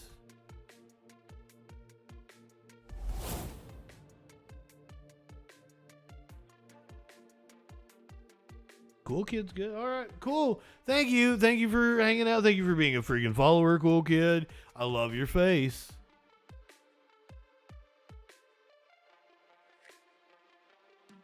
Oh yeah, we were doing. Did Charlie Kirk say anything? You're right wing. Why would you do that? Why would you do it like fucking dude? As a conservative, it's getting harder and harder to not look like a kook. Listen to Rush Limbaugh from the grave, motherfucker, coming at you, telling you. Even Rudy Giuliani. Do you think we're stupid? You think we're fools? We don't have to debate. You can just talk to me. We don't I don't have to debate you. If you're not fucking stupid, I won't that's another thing is I don't really debate anyway. It's more like I listen to what you have to say, and if I think you're a fucking idiot, I call you a fucking idiot. That's kind of that's how it works around here.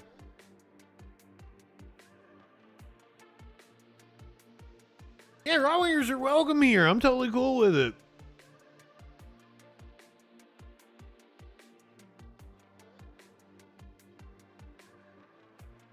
I got nothing against right-wingers, just like you gotta be able to, take a ribbing. Right-wingers are morons. I even got the shirt on.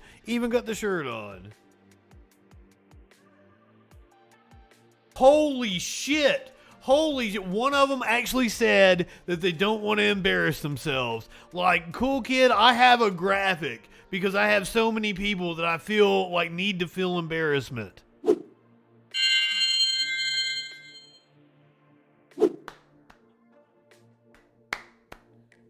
I have said that to so many people.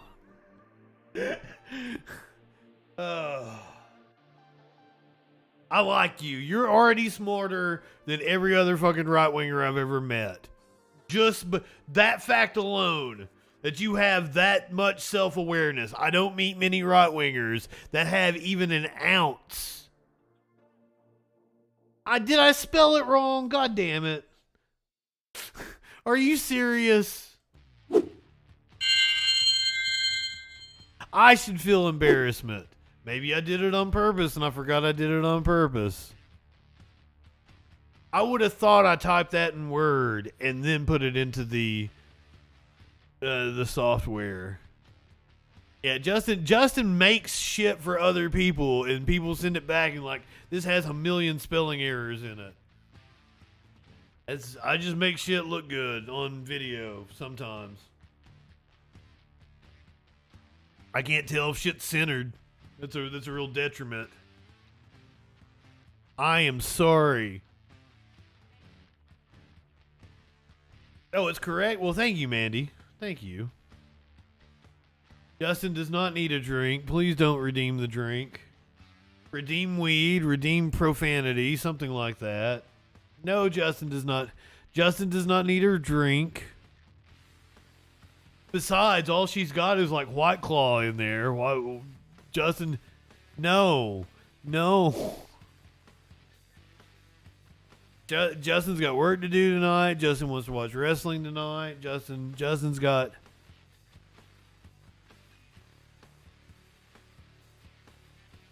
Did you redeem it? You didn't redeem it, so I'm not legally bound to do it. I'm sorry you're seeing ads. The thing about the ads is that streamers are now offered 55% of the ad revenue instead of 35%. If they play 3 minutes worth of ads in a show, I've been trying to catch them, play my own ads, take a pee-pee break. That way nobody misses any of the show. But we get offset. I've never even had a White Claw. I don't know what a White Claw even tastes like. I don't know if I would like it. It doesn't sound appealing. Nobody ever speaks about them like they're appealing. So I'm very much enjoying my sweet tea that I'm drinking right now.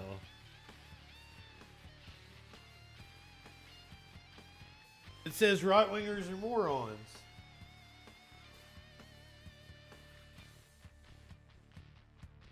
It's one of my catchphrases.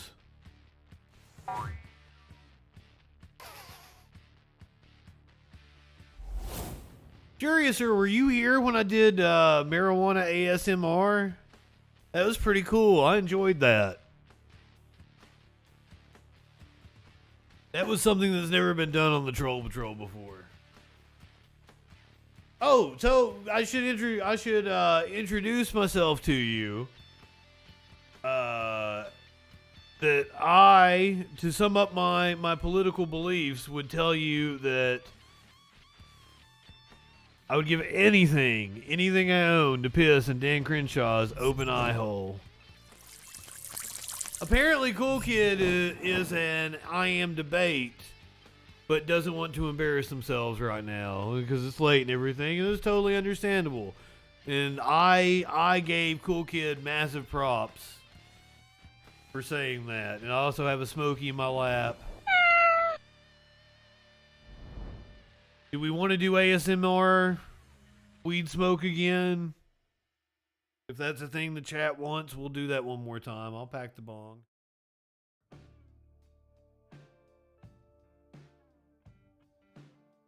I don't really want to listen to Charlie Kirk, and the other thing I had was like Michaela Peterson.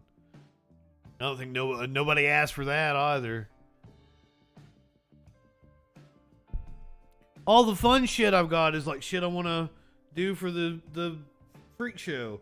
Smokey, you're all up in my cord.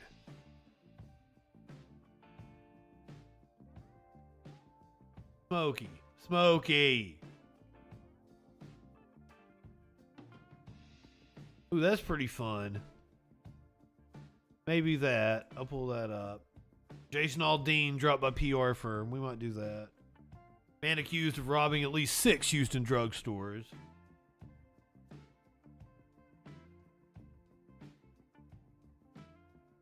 Waterworld. You guys want to talk about Waterworld? The story about the processed foods is a greater risk of cancer and death. Like, that's like a... Like,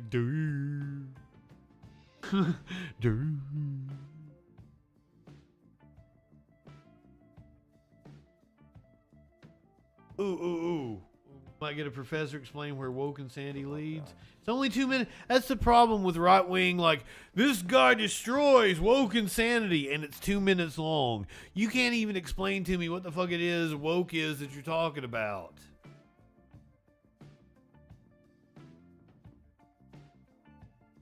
Waterworld. Do Waterworld.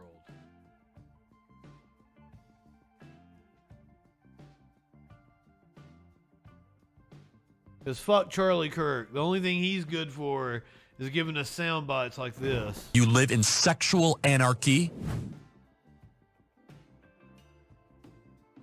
Newly discovered super Earth exoplanet could be a water world.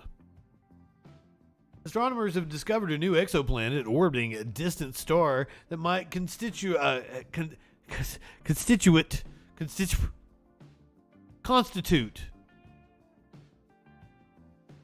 See, I've probably been on too long.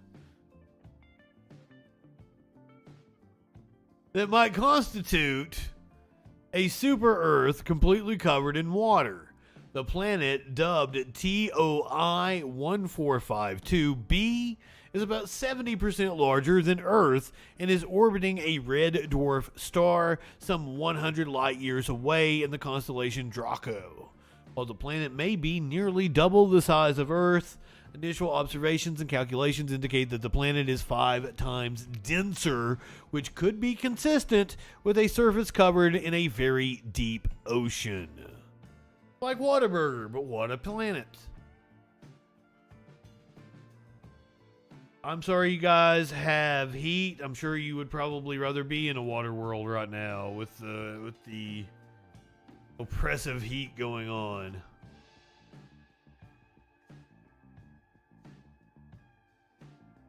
Since we're talking about space, let's talk about Elon Musk, shall we? I don't like to talk about him very much on this show. I had this one in the pocket. Egypt responds to Elon Musk's suggestion that the pyramids were built by aliens. Aliens built the pyramids, obviously. Fresh from winning a defamation lawsuit last year after he inexplicably called a British cave explorer involved in a tent rescue. Oh, this is from a couple of years ago. Oh my God. Cool Kid, why is Elon Musk one of your favorite people? Figures indeed.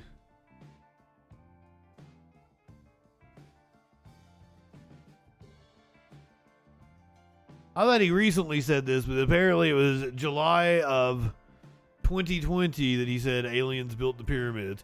He was sitting around playing with his dick during the little bit of a lockdown that we had and thought that aliens built the pyramids, obviously. Which Yassine Barnes respond to him, it's easier for white people to believe that aliens built the pyramids than for their minds to even comprehend the idea that Africans did. Just because white people couldn't do it doesn't mean it was aliens. Musk followed up the tweet, clearly a joke, but certainly taken seriously by some of his fans, by sharing the true fact that the Great Pyramid was the tallest structure made by humans for 3,800 years, and sharing a link to Wikipedia.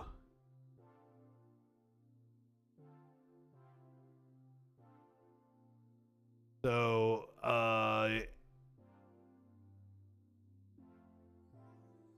the Egyptian Minister of International Cooperation, Renaya Al-Mashat, tweeted him, I follow your work with a lot of admiration. I invite you and SpaceX to explore the writings about how the pyramids were built and also to check out the tombs of the pyramid builders.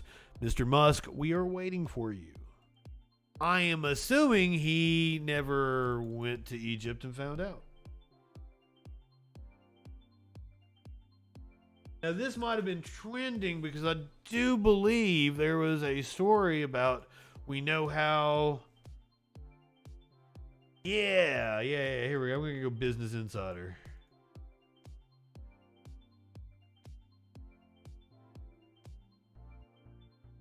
Scientists may have solved the mystery of how the ancient Egyptians hauled millions of 2-ton blocks of stone through the desert to build the pyramids.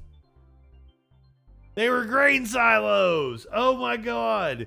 Oh my god! Built by General Mills back in the Great Grain Wars. Oh shit. You know what? I've got a video of him. You have brought this on yourself.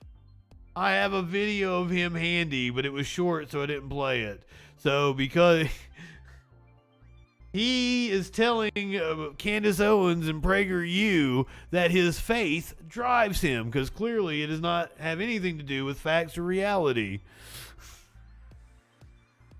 This is, former HUD Secretary Ben Carson?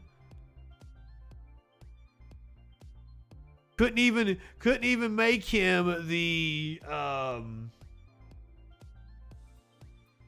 the Solicitor General, the top doctor in the country. They couldn't make even the Trump administration knew that Ben Carson was too dumb to make him the Solicitor General. Let me ask you a question. What drives you? Because you don't have to be doing this. You could go live a great life somewhere, so accomplished. The whole world loves you, no matter what. You are Dr. Ben Carson. You've got movies about you. You've got a wonderful book that they're forcing sixth graders to read and get inspired off of. What drives you? You've got a wonderful book they are forcing sixth graders to read. Who is forcing sixth graders to read a Ben Carson book and why? Solicitor General is the lawyer. What's the fucking I'm tired right now. What's the doctor?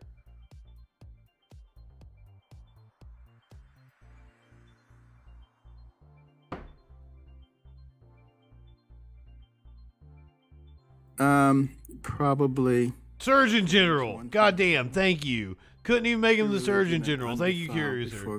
Thank you, RB. You said too. Is this to visit the fatherless and the widows in their affliction, and to keep himself unspotted from the world? God puts us here for a reason. That was meaningless. I had no reason to pull that up other than you mentioned the Egyptians stored grain in the pyramids, and it made me think of Ben Carson.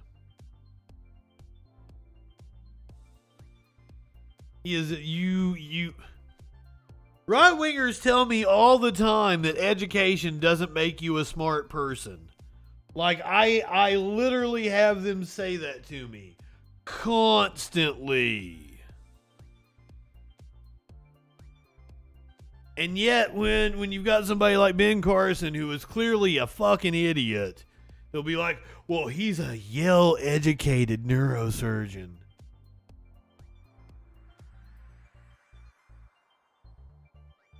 Ancient Egyptians built the spectacular Giza pyramids in what is now a desert landscape. How they hauled the tons heavy building blocks to the pyramids has long been a mystery.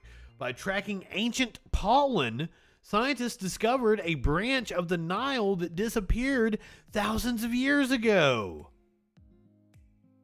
Researchers have uncovered a now dried up branch of the Nile that came right up to the Great Pyramid complex of Giza about 4,500 years ago. The findings, published in the Proceedings of the National Academy of Sciences on Monday, explain how ancient Egyptians were able to haul millions of tons of heavy building blocks to the side of the iconic pyramids over 4 miles of what is now a desert landscape.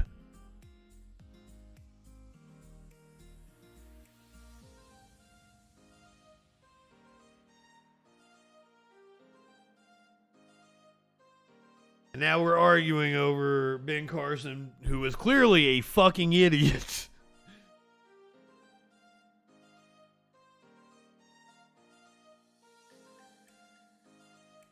Let's check this out. This is a man accused of robbing at least 6 Houston drugstores. Let me hit the content warning for this one.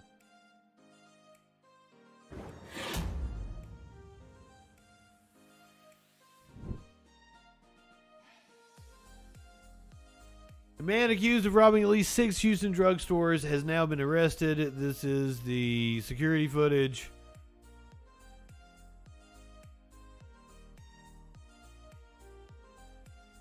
At least he's smart enough to wear a mask. However, he must really be concerned about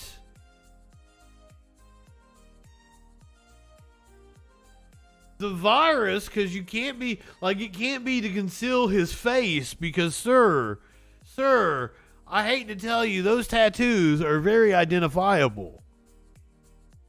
If you were trying to cover your face, if you wore the mask because, you know, it's COVID and everything, and it will protect my identity, you probably also should have wore a shirt. I'm just saying.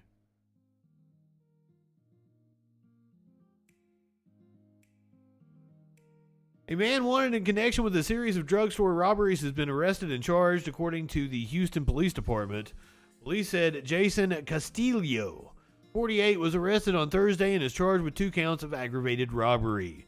Castillo was wanted in connection with at least 6 robberies at drugstores since February in the northwest and southeast Houston area, according to HPD's robbery division. Here's a different one we got. Oh no, it's the same one. Where'd they get that other footage from? Good evening, I'm Marcelino Benito. Tonight, a memorial is growing in Galveston after a 14-year-old boy was killed in a crash. Police say That's horrible. May have been drunk. Oh my God, fuck that shit. Do not drunk and drive.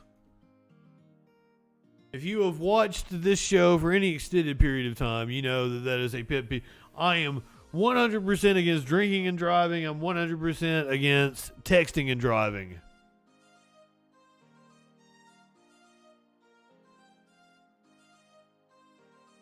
That is a good reason to not get tattoos. If you are worried about being a target of the police state, that is a very good reason to not get tattoos.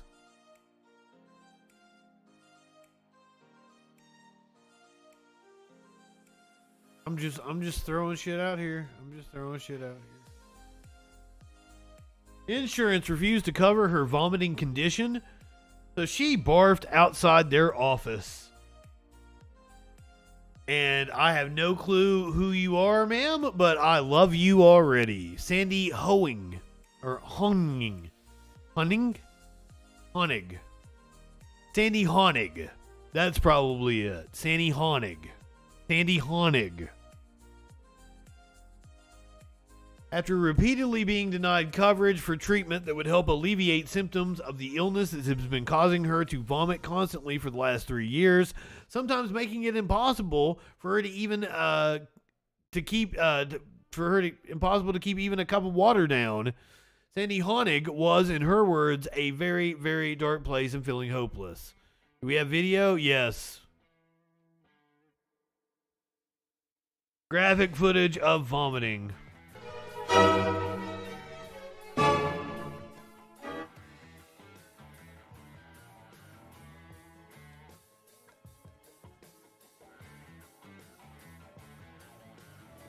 Trying not to get copyright on that fucking song. Graphic vomiting. I might have to look away. A Botox injection in your sphincter.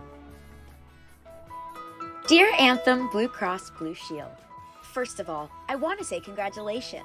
It is so exciting that Anthem, Blue Cross, and Blue Shield have finally joined forces. What an unstoppable team. I am writing Gadsden. a file of coverage for a Botox injection in my pyloric sphincter. Good evening. I will be person to your offices to deliver this letter. I can't wait to meet my Anthem family and sort this whole thing out. Love, Sandy. Let's go, girls. Yes. Even if I'm a member of the Anthem family? Do you have an employee badge? Oh.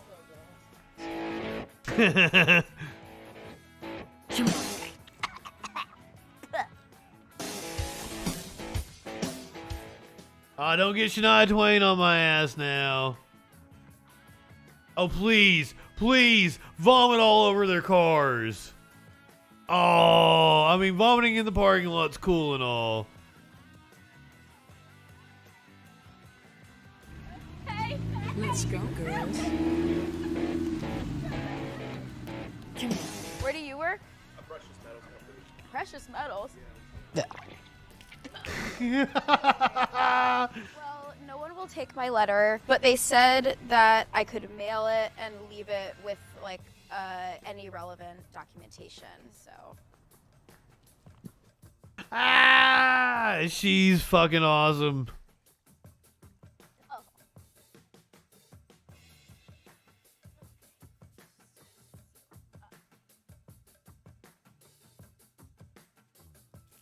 Dear Anthem Blue Cross Blue Shield, thank you so much for your quick response of calling the cops on me. It was such Of calling the cops on her. 2 men armed with guns and batons in my own home. It's nice to know that even if you won't give me the health care I need, you still care. Love, Sandy.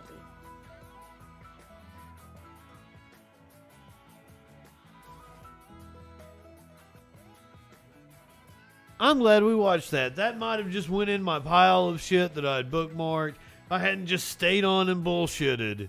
That might have just went in my pile of shit that I've bookmarked. Never watched. I love anything that's fighting the power. Go fight the man. Yeah, fuck our healthcare system. And also, she seems funny.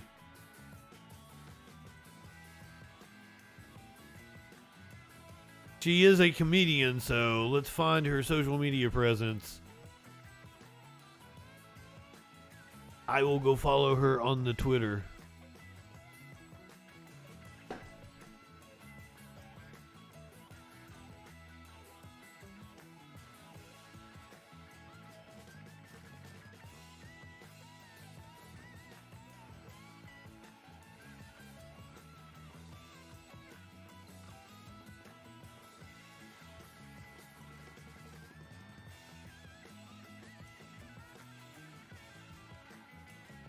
Always like following awesome comedians on Twitter.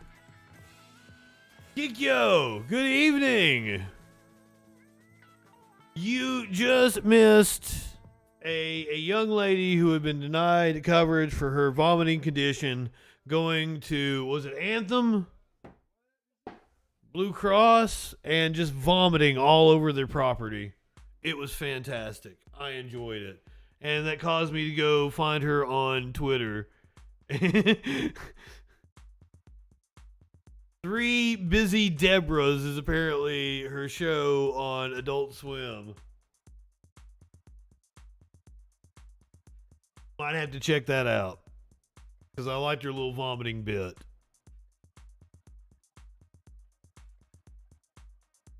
Found out that there was a river that helped the Egyptians construct the pyramids at Giza. There's another branch of the Nile that doesn't exist anymore. We learned some shit. If you guys weren't here for like the first hour and a half, it was all stories that prove this is like a completely fascist country. The fascists are trying to take over, that they're winning in school boards, they're winning in city councils, trying to ban books, they're trying to run good teachers off, they're attacking the education system. Right-wingers are morons.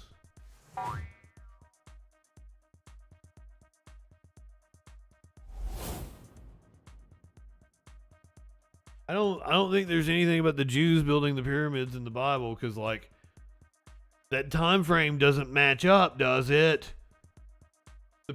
The pyramids were ancient when Cleopatra existed. Like this was one of the things that like blew my mind. I told Curiouser this the other day. Is like, you know, like Cleopatra was closer to Pizza Hut existing than the pyramids being built. Yeah, the Jews just wandered through the desert. I don't think they're like, supposedly they were slaves in Egypt. Egypt didn't keep slaves, so that's wrong.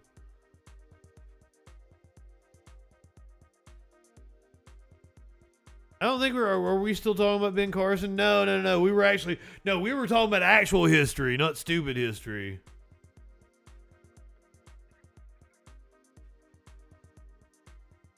I have no clue what you're saying, Cool Kid, but also I haven't been paying attention to the chat. I just kind of been bullshitting. This stream has been over for what, 40 minutes now? 30 minutes at least? You're getting like bonus troll patrol. Like this wasn't play. Like I literally put together a show. I have a whole format. This is more like a local TV newscast than you guys realize, I think. I take a lot of tricks I learned from working in TV news.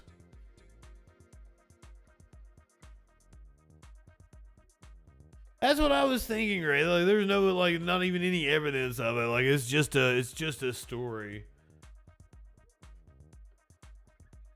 Oh, RB, I love your face. I know I give you a hard time. I pick on you a lot. I hope you feel that we've gotten to that relay. I don't ever want to run you off. I've been picking on you lately. Telling you not to get creepy with the bot. Oh, shit. Jason Aldean dropped by PR firm after wife's transphobic comments. So, good.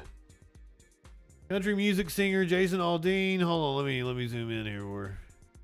What does Jason Aldean sing? Is that the Tractor Sexy dude? Is that the Tractor Sexy dude? I don't even...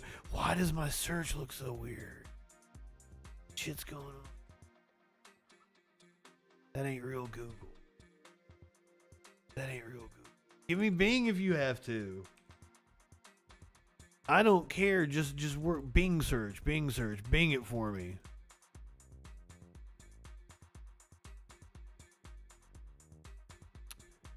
This just doesn't seem right. This is why, like, that's not a Google search. This doesn't look like Google. What kind of holy hell has taken over this fucking Edge browser? What fucking songs did this dude sing? Rock and Roll Cowboy, Trouble with a Heartbreak, I Didn't Love, Midnight and Missing You. I don't even fucking know any of these songs.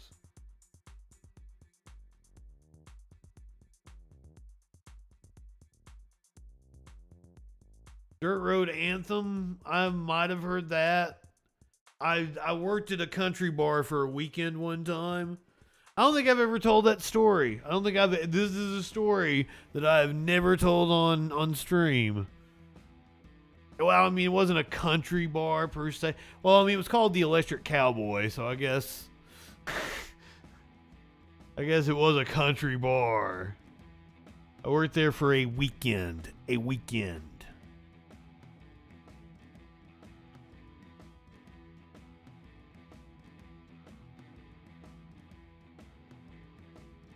So I go in, I nailed the interview for the DJ position. Because, like, it was like quizzing me, like, knowing different songs of different genres and shit. And, like, even the country I fucking nailed, right? And I even told them straight up, like, I'm not that familiar with country, but, like, I'm probably more familiar with country than people who say they're not familiar with country are. Just because I worked for country stations. And I did. I nailed it. It was like, name 5 blah, blah, blah artists, blah, blah, blah. 5 country dance artists from the past. And I'm like, oh, you're dancing some Brooks and Dunn and blah, doing some boot scoot and boogie and shit. I nailed it. The first couple nights, like, everything was okay. Like, we didn't have a crowd. Because the Electric Cowboy was like this corporate chain that had like 11 bars. And they had a set playlist that they didn't want you to deviate from. So, like, your first 2 songs in your set had to be like slow dance songs and country. And then, like, you had to go up to, like, 95 BPM to 105 BPM or something like that. And then you go one song that was, like, 115 BPM. Like, there was this crazy fucking format that it had for when it was busy. And you would do, like, the 7 songs that would come to, like, a crescendo. Like, by the end, you're playing, like, because you had different categories you had to play from. So, like, at the last song, you had to play, like, Little John, to the window, to the walls, something that made everybody fucking dance. And then you had to fucking bring it to a screeching halt and play a slow country song and slam the atmosphere down. And this was specific in order to drive everybody to the bar.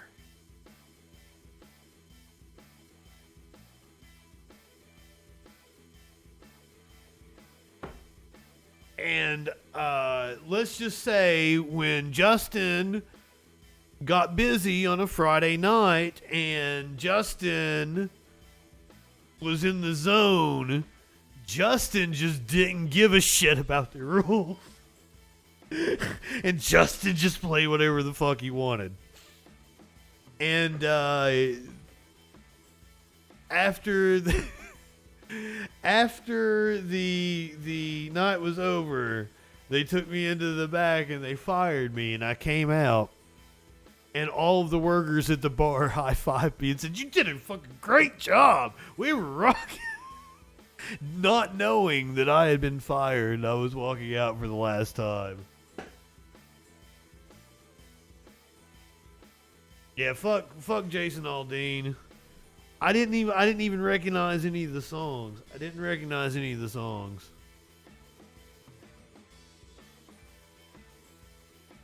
I've been on for 3 hours and 38 minutes. I mean, technically 5 of that was the countdown. Another 3 for the commercial break. But still, I want that big salad. That's my dinner tonight. Big fucking salad. Oh, somebody redeemed the weed, though.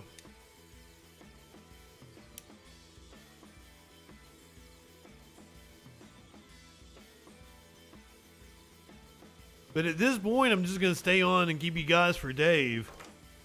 Media winch. Because why the fuck not at this point? Oh. Do you want me curious, or do you want me to boil extra eggs? You want boiled egg for salad tomorrow? You want it to already be in the fridge for you? I'll boil 3 or 4 of them. Instead of just the one I was gonna. No, you won't know. You don't want no egg. Motherfucking fuck. Well, this is gonna be an interesting next few minutes. Who redeemed that? I mean, tell you, I have not been in a. Oh, you didn't even redeem the no cussing. You just did the reset the clock. You just wanted to hit the buzzer. You gotta redeem the no cussing first, dude. Yeah, you can't abuse that one. You'll make me have to turn up the points.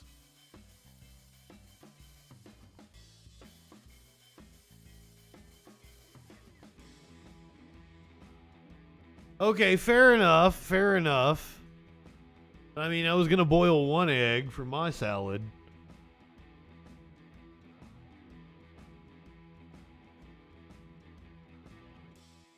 You come home to cat farts, and apparently piss in the floor sometimes. I am sorry. Either like it was either one of my cats, for which I am like incredibly sorry. But even if it was one of your cats, like, it was probably caused by one of my cats being a shithead to your cats. So either way, I'm incredibly sorry. All cats are getting ready to get yeeted. Cat farts, producer Dave. I was done with this show about 50 minutes ago, but the chat convinced me to stay on. There was puke. I cleaned up puke. I had cleaned up puke. Damn you cats. I'm only talking to one. There's only one in here. What you doing, buddy? That's producer Dave. When they told me that Media Winch said the show had been pushed back, or maybe Media Winch popped in here and said it. I said I bet it's because of the heat waves it's going through.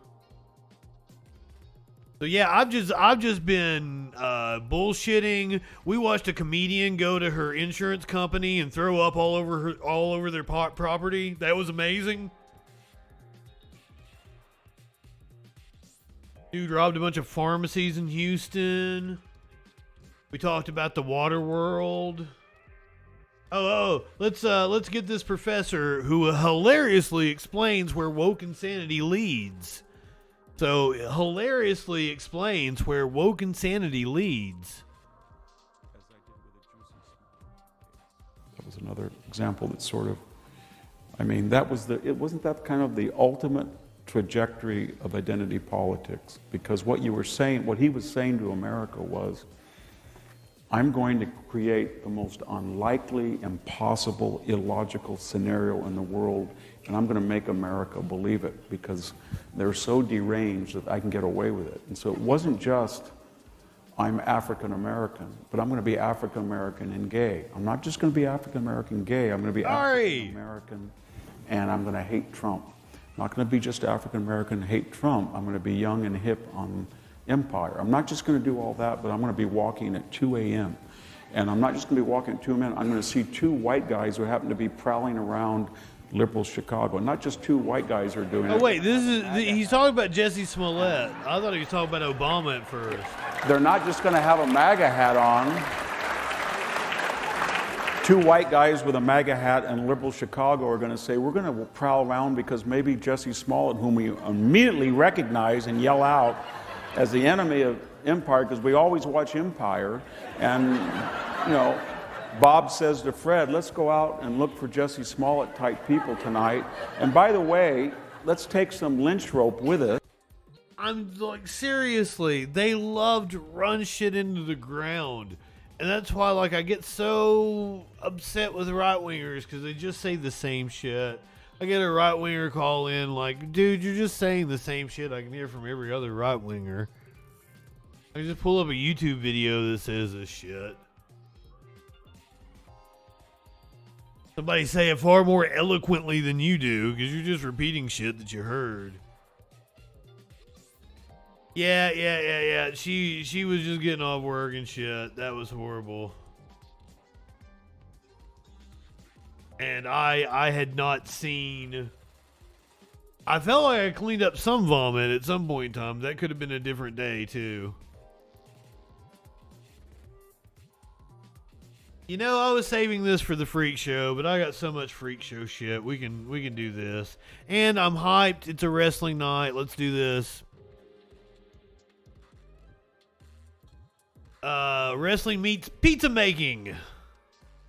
I've heard about this clip, but I've not seen it myself. Wrestling meets pizza making.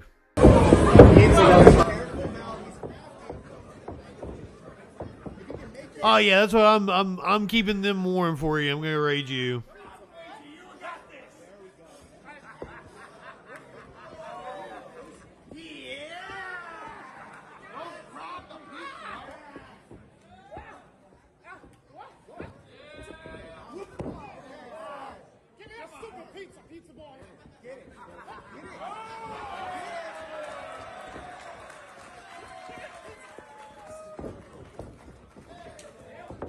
It makes wrestling look fake.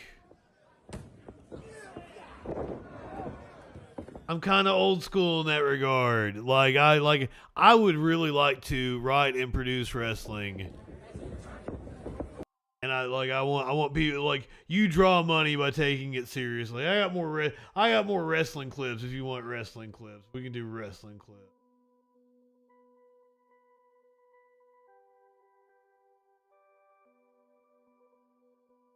I got you one right here.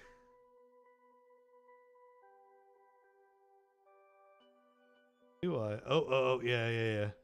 It's very short, but like very impactful.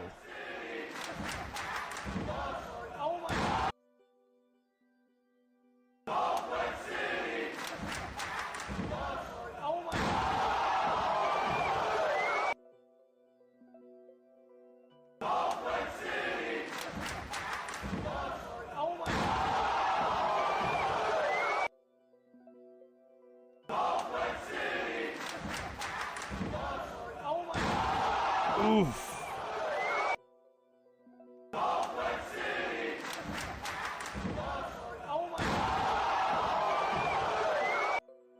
She took a hell of a backbreaker.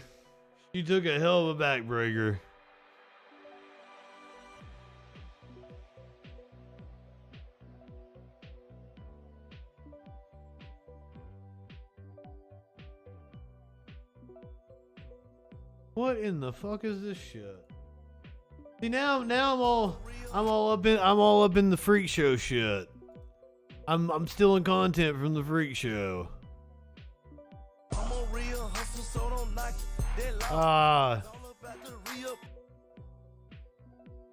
This is some white girl shit.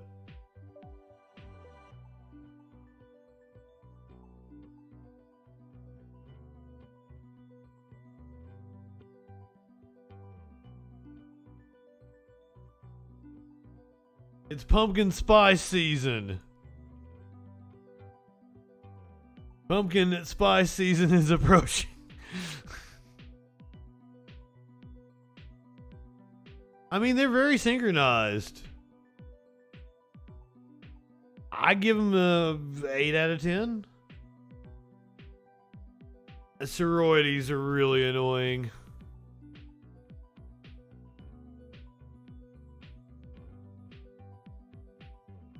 I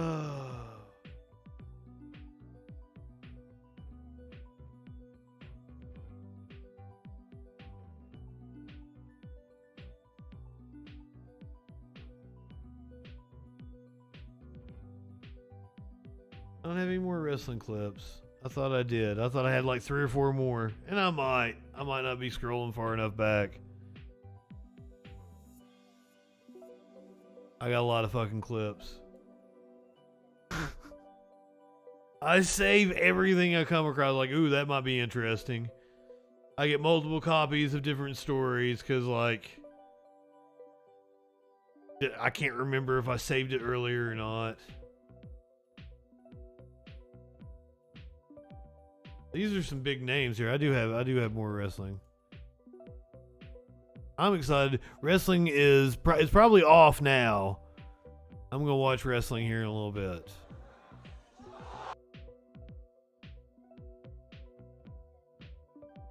Facebook sucks. Facebook video player sucks.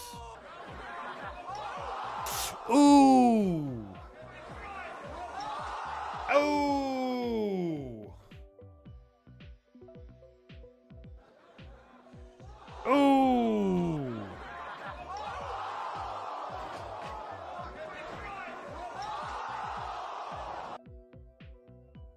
You didn't get any air, dude. You didn't like go out.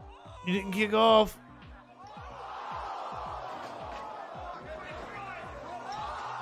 Ugh.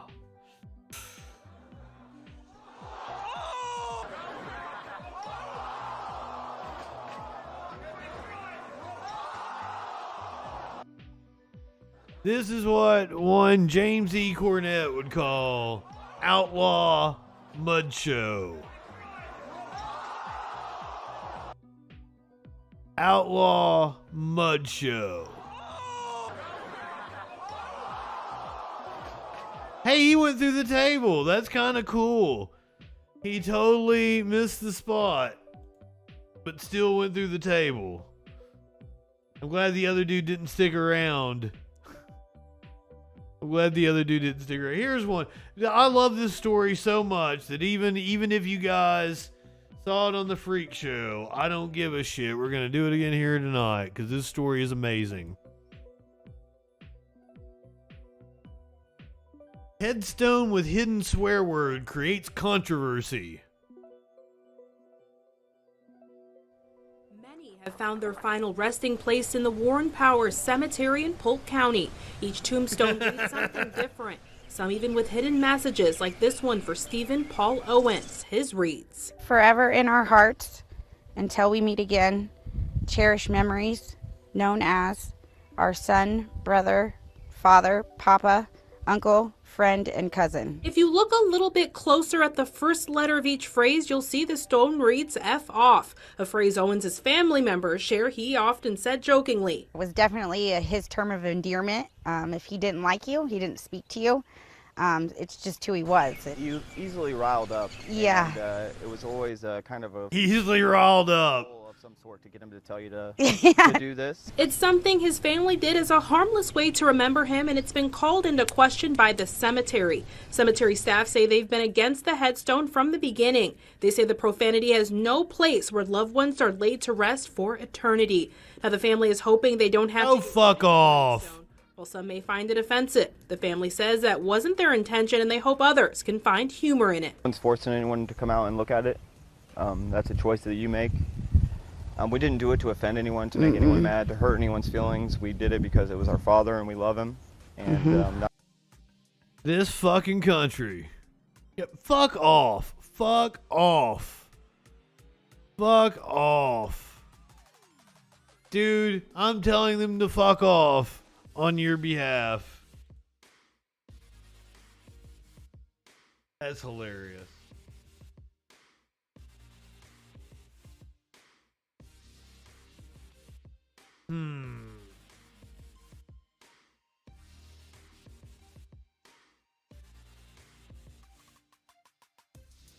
See, do you wanna watch the VMAs were last weekend? Last Monday? Sometime. Do you want to see this MTV commercial from 1988 featuring Adam Sandler? This is an MTV commercial from 1988 featuring Adam Sandler. All right. Action. Beautiful. How are you? Adam Sandler, still here, Indiana University, having a beautiful time. Soon coming up is the cutest co-ed, but before that, I'm trying out for the Hoosiers right now, Indiana Hoosiers. I'm having a good time. A few friends of mine are here. They're okay at ball. You got Dean, Keith, and Steve here. Nice guys. I'm going to show you fellas what I can really do. I'm pretty good. Okay, here we go. Fuck are you indeed? He's a wheeler. He's a wheeler. I can jam. Me too. They lifted him up. That is one of the things that I had in the reservoir for the Freak Show that didn't make the cut. I don't think we ever played that.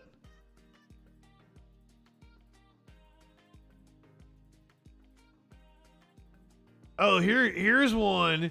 Here's one that I don't think we ever played. We might have had it on the list one time, but we never got around to it. This is 1992, and you got 30 seconds to pick up literally any toy or video game console. 3, 2, 1. Shivani taking the run. He's looking for that secret prize. You bet he is. He grabs himself. Chris Evans. I don't like. Do you guys remember this game show? I don't remember this shit. Apparently, it's like, like the what's the shopping show they got on the Food Network where you can just rush in and like grab a bunch of shit. That's this concept, but with toys. 2, 1. Shivani taking the run. He's looking for that secret prize. You bet he is. He grabs himself. Chris Evans. Tennis. Is that Mark Summers? Look at this guy scramble and go. He is really on the go, and he's on the move, and he is working his way through them all, going for it all here. Oh, he takes a shortcut around the corner, and now he's going to the top. He's got 25 seconds to go as he rip-roars his way at the top. Oh, we'll grab a big box. Yes, the Genesis game organizer working his way along. Will he grab the heavy tread in the Quantum Fighter, and now he's going for a Game Boy game. He looks over his shoulder. He's got a couple of seconds left to go. He grabs a pack full of prizes, makes it down the chute, and he's coming on down with some serious prizes here. Oh, yeah, I think he'll Not Mark Summers? He's still chopping at the top. Yeah, last minute chop. I do not remember that at all. Is that, fuck. I feel like I know that dude from something. Chopping at the top. Yeah, last minute chop. That would I would have remembered that show. That would have been like every fucking kid's dream. Like to go on that show and just be able to grab video games. It's a Genesis. Oh, it's 92. I was about ready to say I was going to take a stab at the time period, but it actually said 92. It was from 92.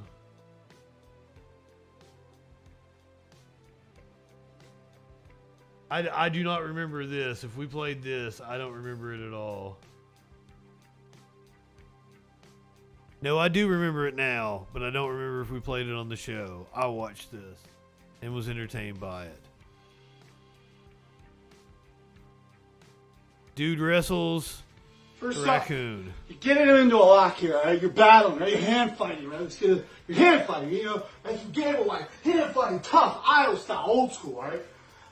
He's here. The guy, you make him step, all right? You make him step, kind of shoots it, and you get him by the chin. Raccoons don't have a very dominant chin like... No, this is pet. This is cute. Get off me, okay? So what you gotta do is you gotta get him here, not under the chin, but under the mandible, okay? Watch out for the bites, because they hurt. Get him here. Right, what you do from here is you step over and you whip the chin to the ground, right? And you hold him there, like this. If you want to look good, you look good. That's what you have to do, baby. Ask Gable. This dude's just wrestling with his pet raccoon. That raccoon's loving it. You know what you're messing with here. All right, number one. First off, you get it into a lock. See, that raccoon wants more. You're hand fighting, like some game of life. Hand fighting, tough. He's here. The guy, you make him step, all right? You make him step, kind of shoots it, and you get him by the chin. Raccoons don't have a very dominant chin like my jawbone. Ow, you little bastard. Like my jawbone. Okay? So what you gotta do is you gotta get him here. Oh my God, that is exactly what we need in a house with 6 cats. We need to introduce a raccoon into the situation. And that will just set everything right and not make it complete chaos any more than it already is. Also, something has been going on pretty much the entire time I've been on the stream. I've heard shit happening, so who knows what I'm going to walk into in there in just a second. But yeah, a raccoon on top of 6 cats. Great idea. Now I wanted the little there's a absolutely adorable little dog that like weighs less than a pound. And I wanted to bring the dog down here, and like apparently that's a no-go on that one.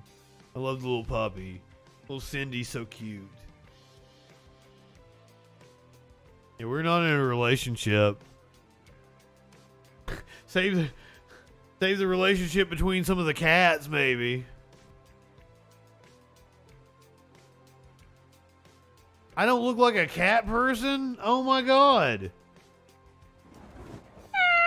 Where you at, Smokes? Fuck, I don't think he's in here right now. I got no cat. There's no cat in my immediate vicinity. 6 cats, not a single one of them is anywhere around me. Smokey was here not that long ago, but does not seem to be, unless he's just blending in with the, what the fuck does a cat person look? I get told constantly I look like a cat person. Right-wingers are always like, you probably have 7 cats. And I'm like, 3. Close. There's no destruction. I've just heard growling and shit. There's no destruction. I have not heard bang clanking. I've just heard.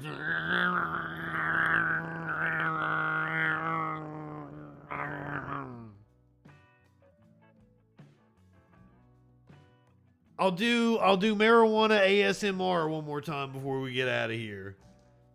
Marijuana ASMR for you guys.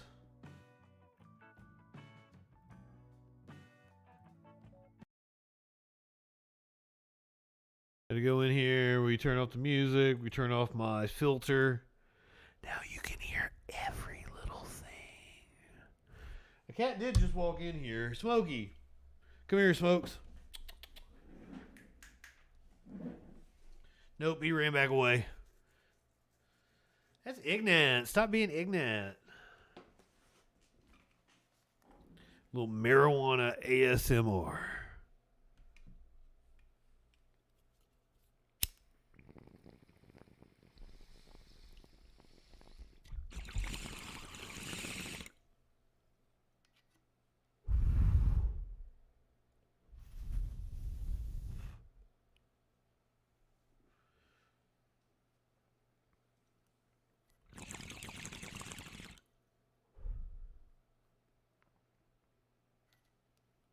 I don't know if I can take another hit real fast. That one got me. That one got me real good. That one got me real fucking good.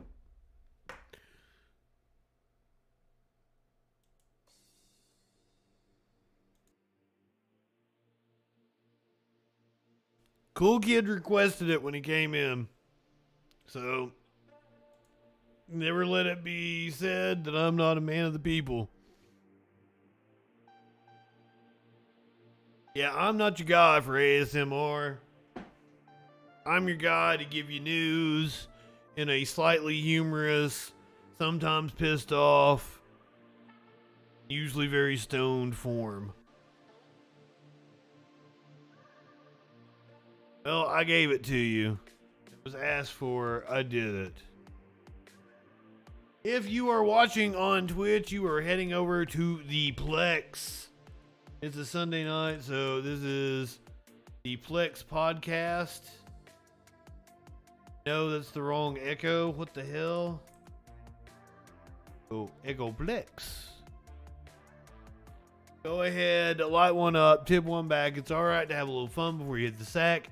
Do tune in tomorrow night. We're going to have a special workers-themed show. I'm really excited about everything that I have for you for tomorrow night.